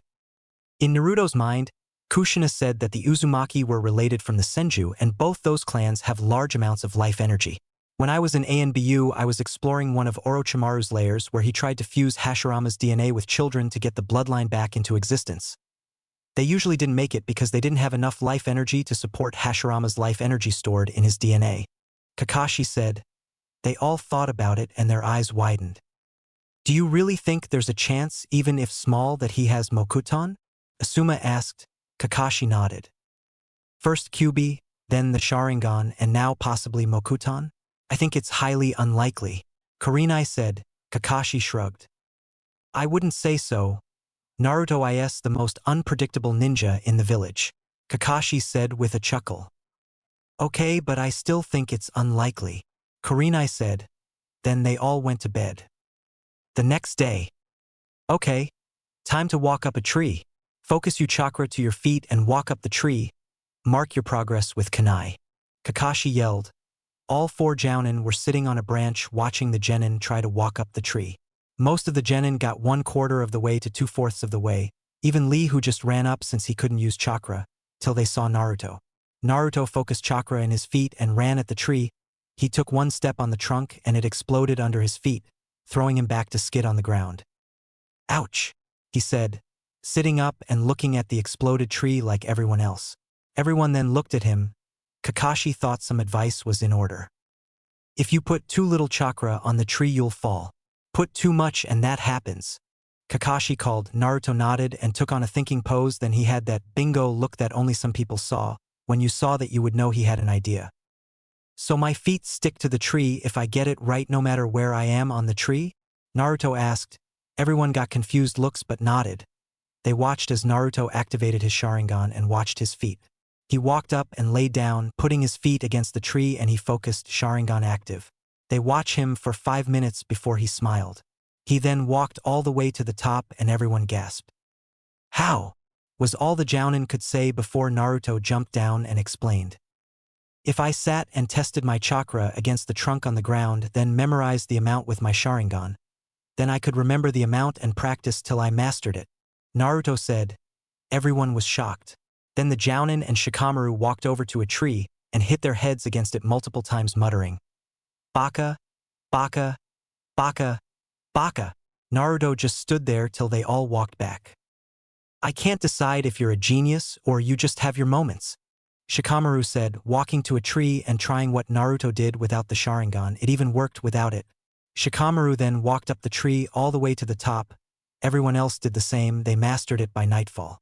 The Jounin didn't know what it was, but there was something special about Naruto. He solved that problem and led everyone else to master it quicker than any of the Jounin had done when they were Genin. Naruto was a leader. People wanted to follow him and be with him. The next day. Okay. We have the rest of the week to teach you some useful techniques, so please come up and take some chakra paper. Then, channel chakra into it. Asuma said. All the genin nodded and took some paper.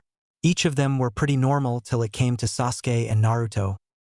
Okay Sasuke, you're up, Kakashi said.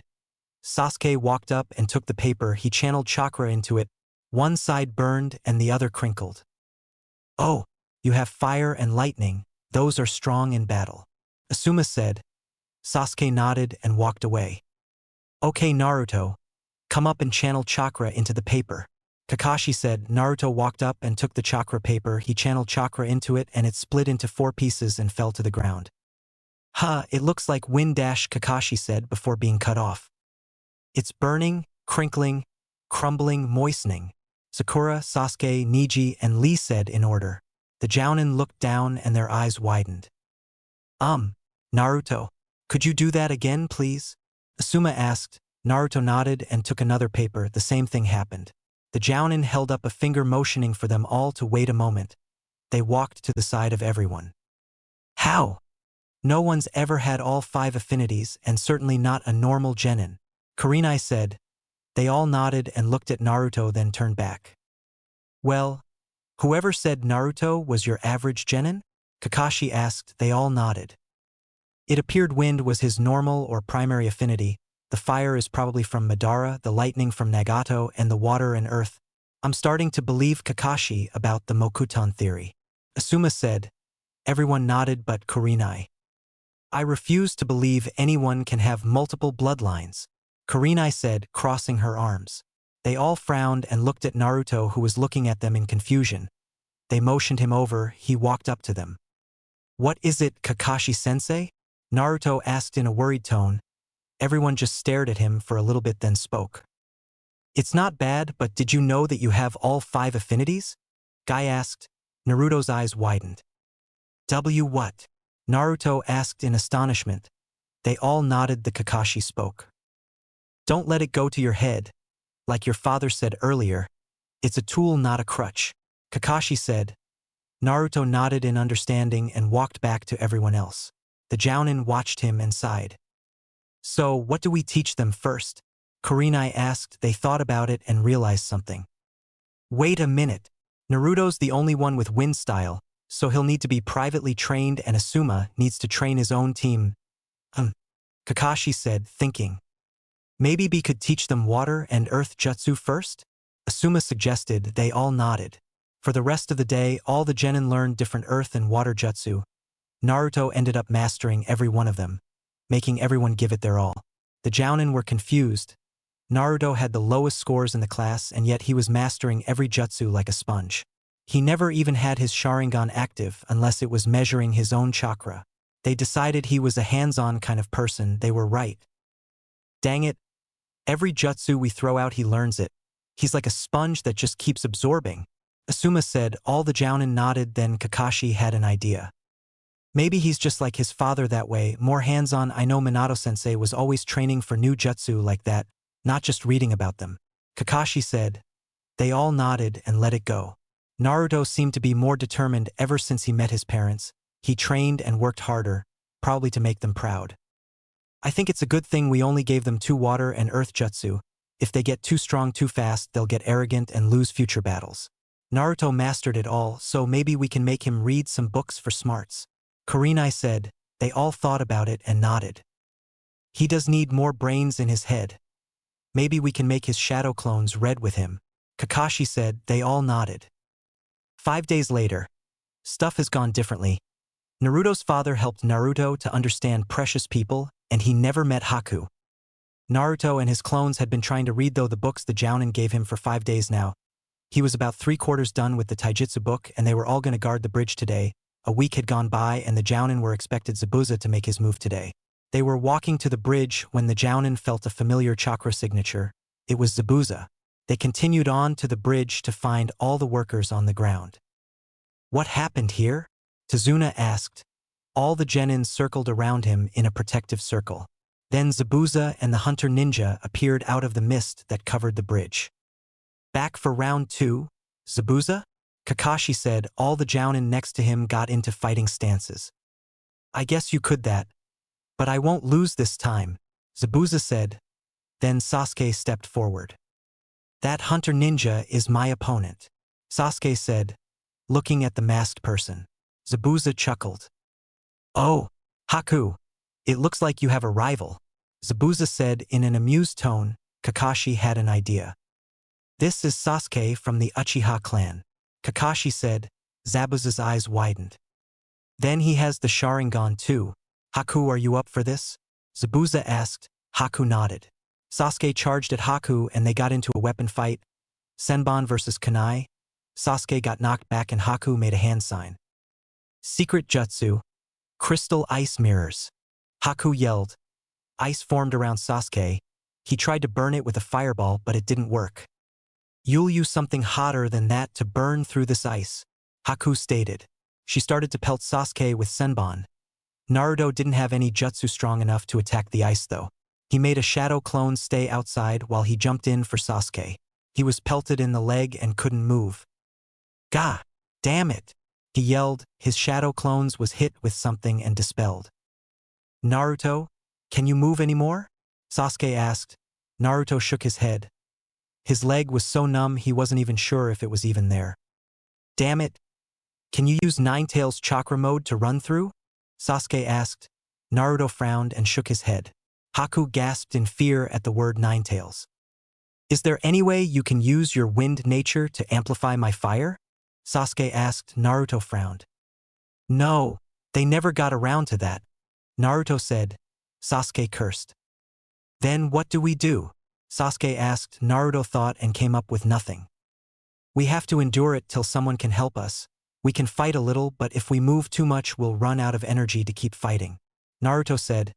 Sasuke nodded and looked for Haku. Another blast of Senbon came at them too fast for them to deflect. Naruto turned on his Sharingan and still couldn't track them. He kept it on and looked around for an opening. Damn it! Even the Sharingan won't work. There's no point wasting my chakra to keep it active, Naruto said, turning off his Sharingan and looking around. Luckily, Haku didn't see his Sharingan. I don't see an opening he won't stop us at, Sasuke said. Naruto nodded. They sat back to back, kunai at the ready. Neither of them saw the Senbon flying at Sasuke. Naruto turned in time to see Sasuke fall to the ground, dead.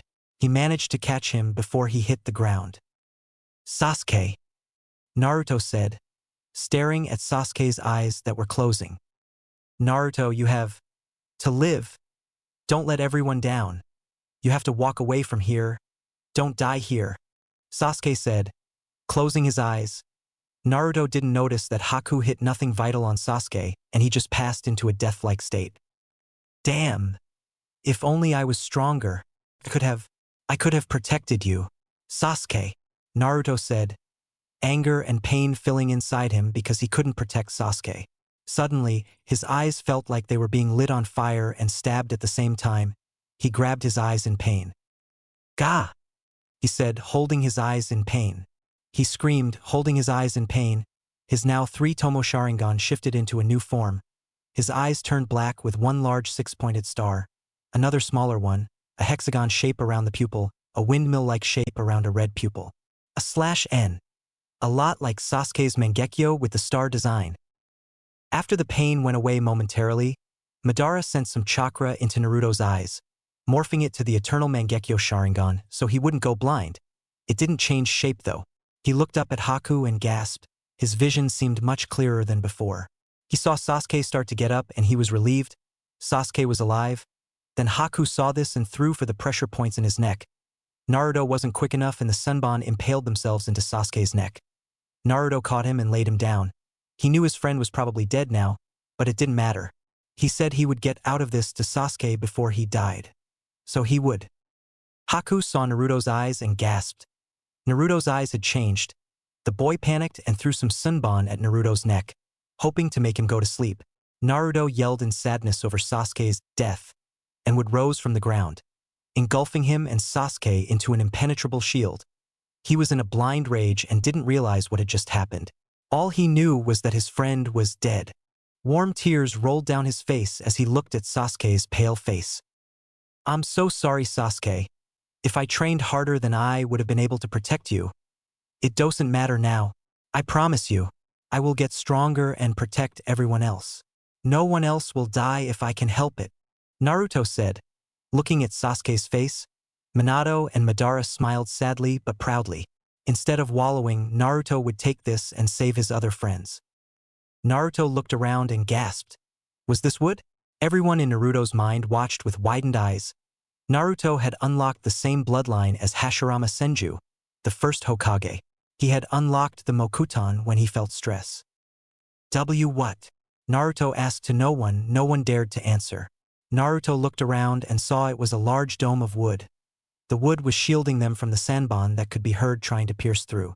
Meanwhile, all the Genin and Jounin were focused on their own tasks, the Jounin taking down Zabuza and the Genin guarding Tazuna in case anyone else came to kill him. No one noticed the small wooden dome. Naruto turned to look at Sasuke. His face saddened and he cried a little more. Everyone in Naruto's mind watched with saddened eyes. Naruto had just lost his best friend. When Naruto turned away, he looked at the wooden dome. Oh great, how do I get out of here? But then again, earth and water techniques wouldn't be useful against ice. Naruto muttered to himself. He still wasn't sure why there was wood around them. Minato continued to think, how could Naruto support two bloodlines at once? Then it hit him.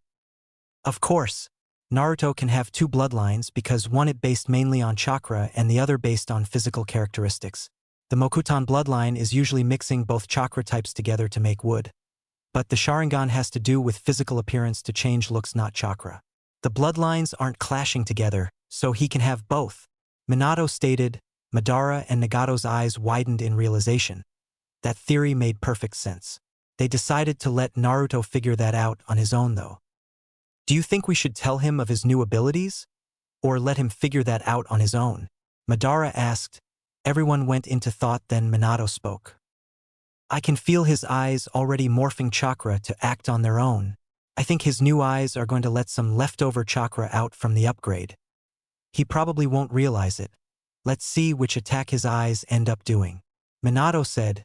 Everyone nodded at the logic and watched. Naruto thought of seeing out of the wood with his eyes. To his shock, the wood moved with his thoughts. Okay, Naruto muttered.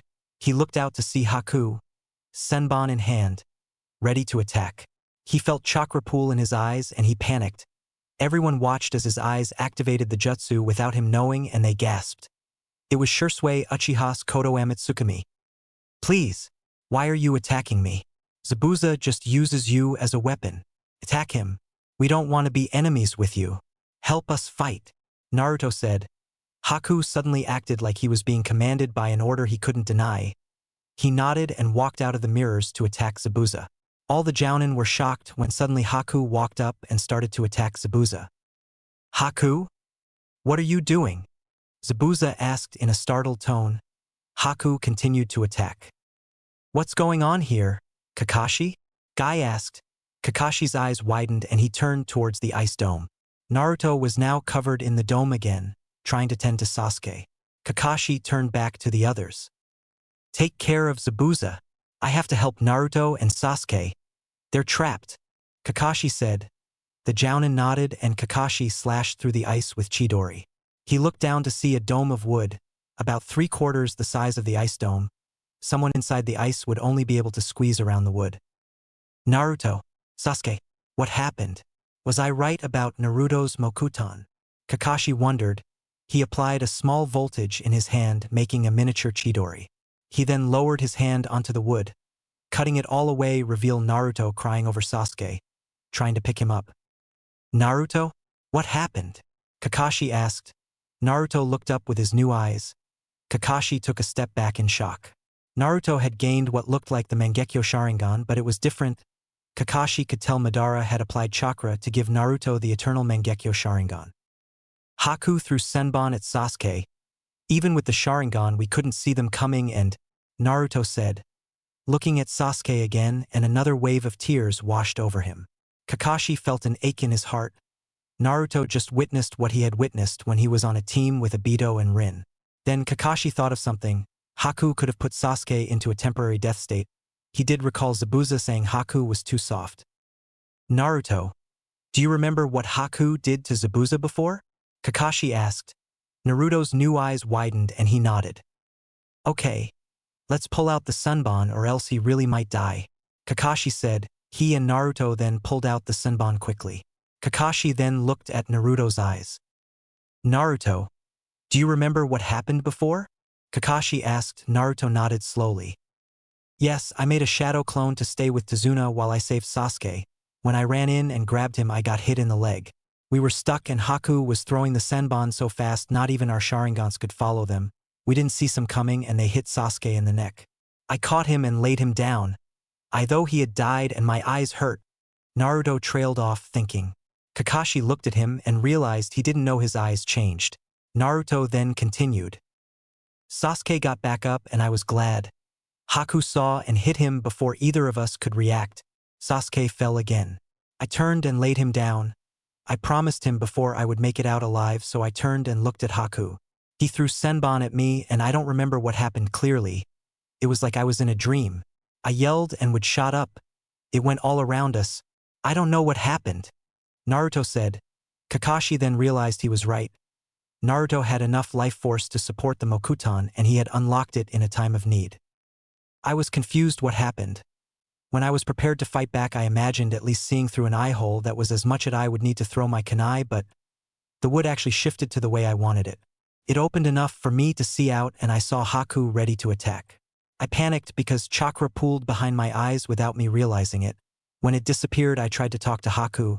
I asked him why he was fighting us when Zabuza was using him as a weapon. I told him he should fight with us against Zabuza. Then, he acted like he was given a command and left. Naruto said. Kakashi realized what had happened after the explanation.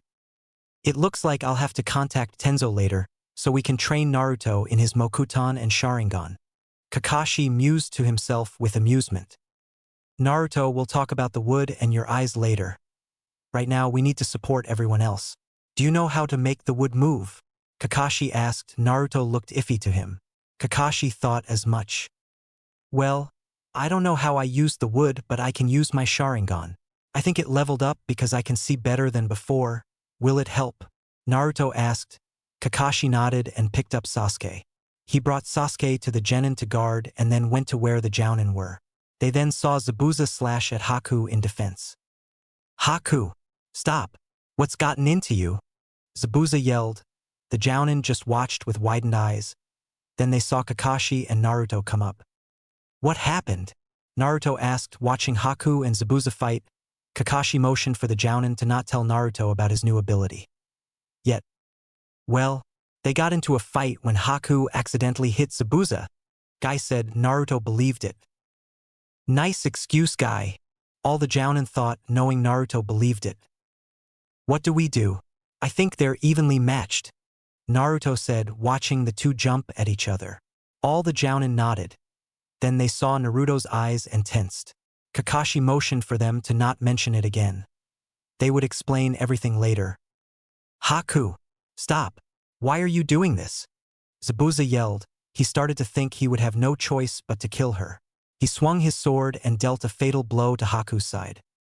I'm sorry, Zabuza, Haku said, throwing more Senbon, disabling Zabuza's arms and fell to the ground dead. Then they heard slow clapping. They all turned to see Gato and an army of bandits at the end of the bridge. So, this is how it turns out. As Zabuza? A man in sunglasses said, smiling maliciously. Gato, I don't understand. Why are you here? Who are all these thugs you've brought with you? Zabuza asked. Gato laughed. There's been a slight change in plans. You'll die here. You're too expensive. If you could take out some of these thugs too while you're at it. Gato said. Zabuza growled. Can you handle that, demon of the mist? You look about as demonic as a wet kitten, Gato said, making all the bandits laugh. Well, it seems we have no quarrel now, Zabuza said to the Jounin. They all nodded. Gato walked up and kicked Haku's body that was in the middle of his army and the Jounin. Hey, don't do that, Naruto yelled. He tried to stop Gato from abusing Haku's lifeless body but was held back by Kakashi. At this point, all the Genin but Sakura and Tazuna were standing behind Kakashi, who sat behind Naruto. The Jounin cast them looks telling them to stay and then watched the scene in front of them. Are you just going to let him do that, Zabuza? You worked with Haku all those years and he means nothing at all to you? He lived just to serve you, and for what? Do you still think he's a tool? Naruto said. Everyone saw Zabuza cry and gasped. Your words cut deep, deeper than any blade. While he fought you, his heart was breaking in two. You see, Haku was always too soft and too kind. Can you toss me your kunai? Zabuza asked. Naruto reached for his kunai. Sure, Naruto said as he threw the kunai. Zabuza caught it in his mouth and charged.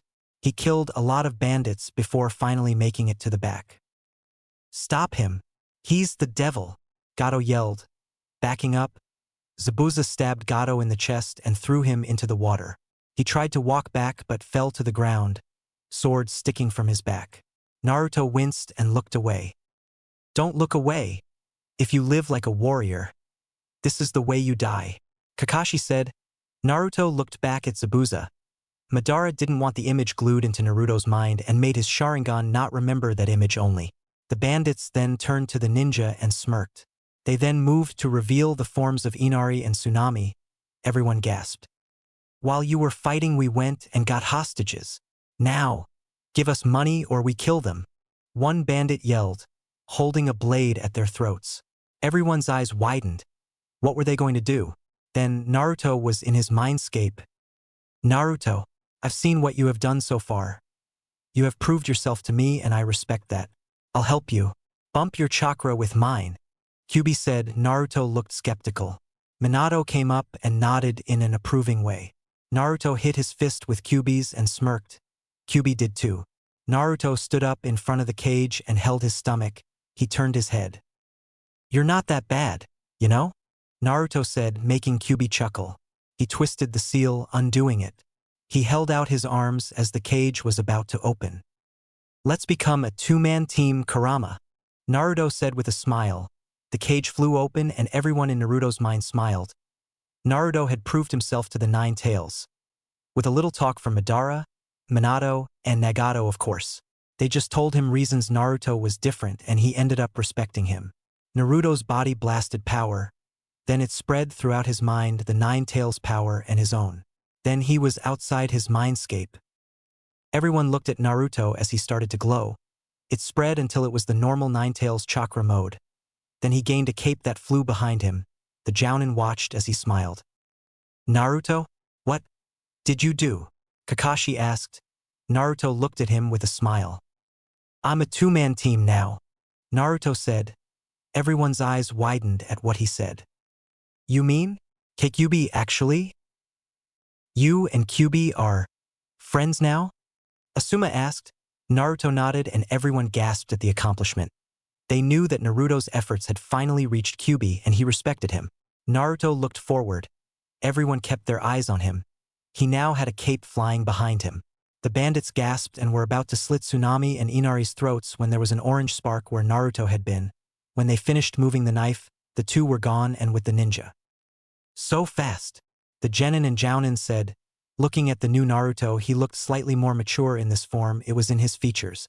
Inari and Tsunami gasped and looked at him. And Naruto, Inari said. Naruto put him down and smiled.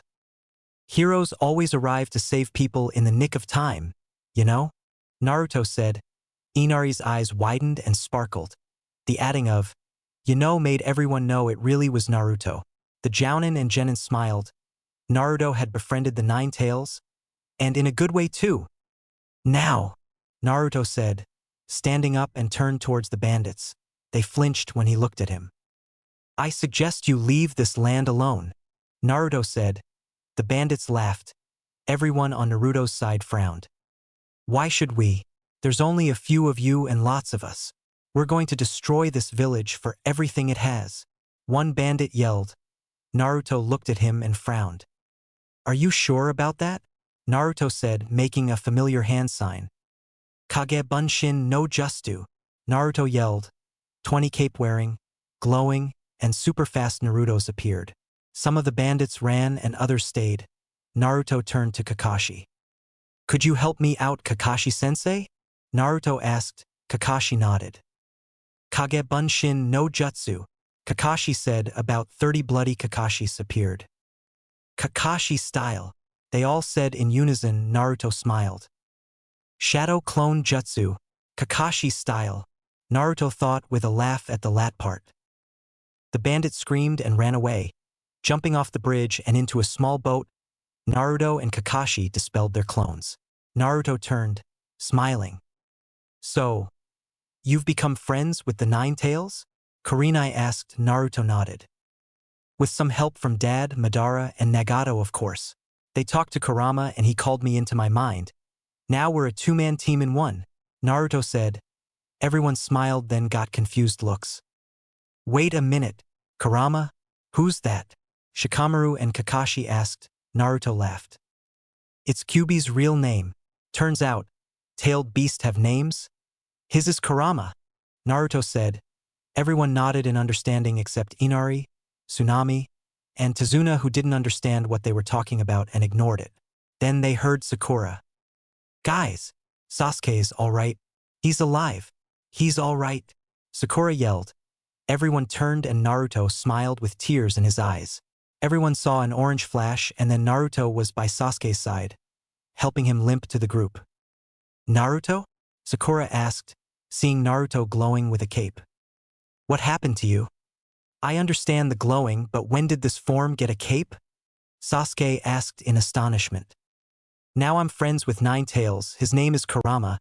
I have full control of his power, so now I have a cape, Naruto said, shocking Sasuke and Sakura. What? They both yelled. Naruto just laughed and continued walking Sasuke up to the group. Everyone was staring at his new form.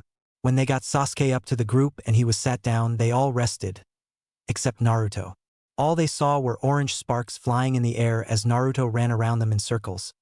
They couldn't see him, but they could see the orange sparks of chakra he was leaving behind.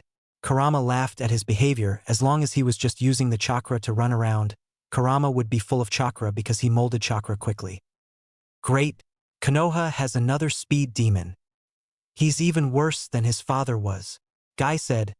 Naruto stopped in a sitting position. Everyone laughed at the joke and rested before heading back to Tazuna's house.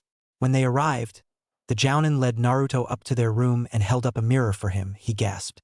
His eyes had changed. A lot. What is this? Naruto stuttered out. Kakashi just looked into the mirror from behind Naruto. It's the eternal Mangekyo Sharingan, Kakashi said simply, laying a hand on Naruto's shoulder. It has multiple techniques it can do. Considering you have Madara's power with your eyes, I would say you could do all of it, so here they are. The Tsukuyami, a powerful genjutsu that can morph a person's sense of time so it feels like days in a few seconds. The eternal black flames, Amaterasu, which is an inextinguishable black flame which can reduce an enemy to ash and won't stop burning till it consumes everything or you stop it. Be careful with that one. Susanoo, which will summon a massive ethereal warrior. It can block 99% of all attacks and will move when you move. It's like a puppet. I would suggest you only use that in situations with multiple enemies. The Kamui, which teleports someone or something to another private dimension to be brought back in another location. Then finally, Kodo Amatsukami. It allows the user to enter their opponent's mind and manipulate them by giving them false experiences, making it seem as if they were doing things of their own free will. I suggest you be careful with that one. Kakashi finished. Naruto looked like he was going to pass out. By the way, when you manipulated the wood on the bridge, you unlocked the first Hokage's bloodline, the Mokuton. Kakashi said. All the Jounin prepared for however Naruto could react. Naruto reacted the only way he could at a moment like this. Thud. Naruto! All the Jounin yelled, seeing Naruto passed out on the ground from shock. In a second, all the genin were upstairs having heard the loud thud from downstairs. They looked down to see Naruto on the ground. What happened to him? Kiba asked. Kakashi just rubbed his head sheepishly. He couldn't take so much news in one day, I suppose. Kakashi said. All the Jounin nodded. Then Kakashi picked Naruto up and laid him in his bed. All the Jounin sat down and waited. Naruto would probably wake with a start when he remembered and processed the news.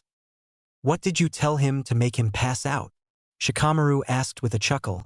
He wasn't expecting the reply he got.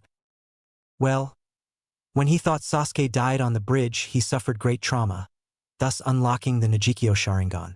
Then, Madara pushed chakra to his eyes to upgrade it to the eternal Mangekyo Sharingan. If he didn't, Naruto would have gone blind over time. Kakashi said. All the genin gasped at the thought. Then, when he was angry at Haku, he unlocked his own family's bloodline.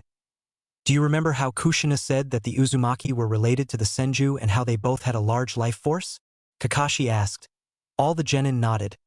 Realization struck Shikamaru long before anyone else. No way. But that bloodline died with the first Hokage, Shikamaru said in a shocked tone. Kakashi nodded and the rest of the genin realized what bloodline Kakashi was talking about. The Mokuton. What? He now has the S Sharingan and the M Mokuton? Hinata stuttered. The Jounin nodded. I don't care what else he has. I'm not the only one left who has the Sharingan and he can understand me.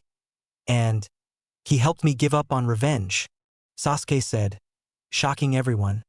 Then they remembered that Madara had talked Sasuke out of revenge. Well, do you all want to wait here with us till he wakes up? I have a feeling he's going to wake up with a yell, Kurenai said. The genin nodded and sat down. 10 minutes later, Naruto woke up. Gah! What? Naruto yelled, shooting up in bed, making everyone jump with a yelp. Well, ahem. Good, you're awake, Kakashi said. Standing against the wall, he walked up and sat down next to Naruto. What is true, or was I dreaming? Naruto said. All the genin chuckled at Naruto's expression of shock. Yes, it was true. You have the eternal Mangekyo Sharingan and the Mokuton, Asuma said, somewhat disbelieving himself.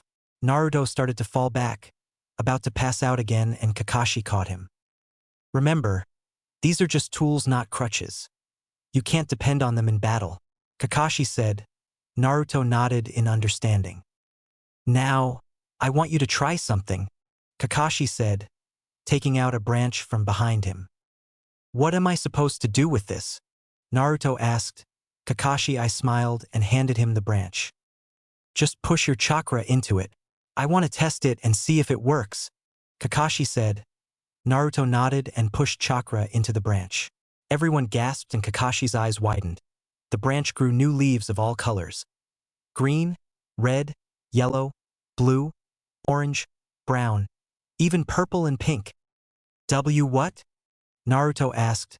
Kakashi continued to stare at the multicolored branch for a minute, then looked at Naruto. You seem to have a very strong version of the bloodline. You may even match the first's abilities when you are older, Kakashi said in surprise and shock. How do you know, Kakashi-sensei? Naruto asked, confused. I know because my friend Tenzo told me how he found out. He also uses Mokuton, Kakashi said, shocking Naruto. Kakashi took the branch and put it outside. The colors faded after leaving contact with Naruto's chakra. When he came back, Naruto had a red face and was tangled in vines, and everyone else was visibly holding in laughter. What happened?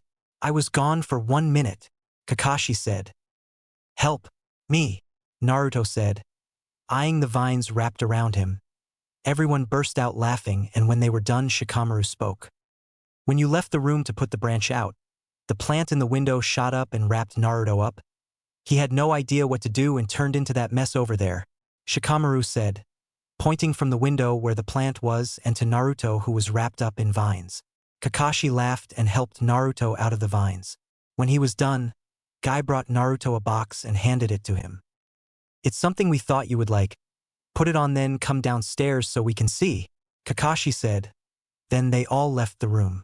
Naruto opened the box to find 10 jumpsuits like his, but the blue was replaced with black. Then he found one cape at the bottom. It was red with black flames on the bottom. On the back was black kanji for orange spark. Cool. It's just like Dad's, Naruto said. He put on one of the black and orange jumpsuits along with the red and black cape. He looked in the mirror and smiled. It fit him perfectly. Then he changed his blue headband's fabric with a long black one. If it were windy, it would fly with his cape. He walked down the stairs to where everyone was waiting in the kitchen and dining room. When he came into view, the genin gasped and the Jounin's eyes widened. /N. Basically, he looks like what he does in Shippuden clothes-wise. Also, he will wear the cape from now on because it's a gift and he loves it. He looks so much like his father with that cape on, We chose the right size too, the Jounin thought, staring at Naruto with widened eyes. Wow, was the only word all of them said at once. They stared at Naruto for another minute and he smiled. Like it? Naruto asked. They all nodded and Kakashi stepped forward. Oh, and Naruto, it has special seals on it, so if it is ever destroyed or damaged it will fix itself. Watch, Kakashi said. He took a kunai and cut a hole in the cape. A second later, the area around the cut glowed and it fixed itself. Wow, that's so cool. Thanks, Naruto said. Kurama hummed in agreement. Minato, Nagato, and Madara smiled and nodded too. Okay, let's go help build the bridge, Kurenai said. Then they left to help build the bridge with Tazuna. Naruto went into his chakra mode and ran around them, leaving orange sparks. Then he stopped in front of them in his normal mode, cape flying behind him. Then they all started to run towards the bridge, most of them watching as Naruto's cape just seemed to fly behind him like he had it for a lifetime. When they got there, they helped to build the bridge. It didn't take long with Naruto's shadow clones. 1 week later, they were about to leave. Don't worry, we'll come back and visit, Naruto said. Inari quivered. You swear you will? Inari asked, holding in tears. Of course we will, and Inari, it's okay to cry if you want. There's nothing against it.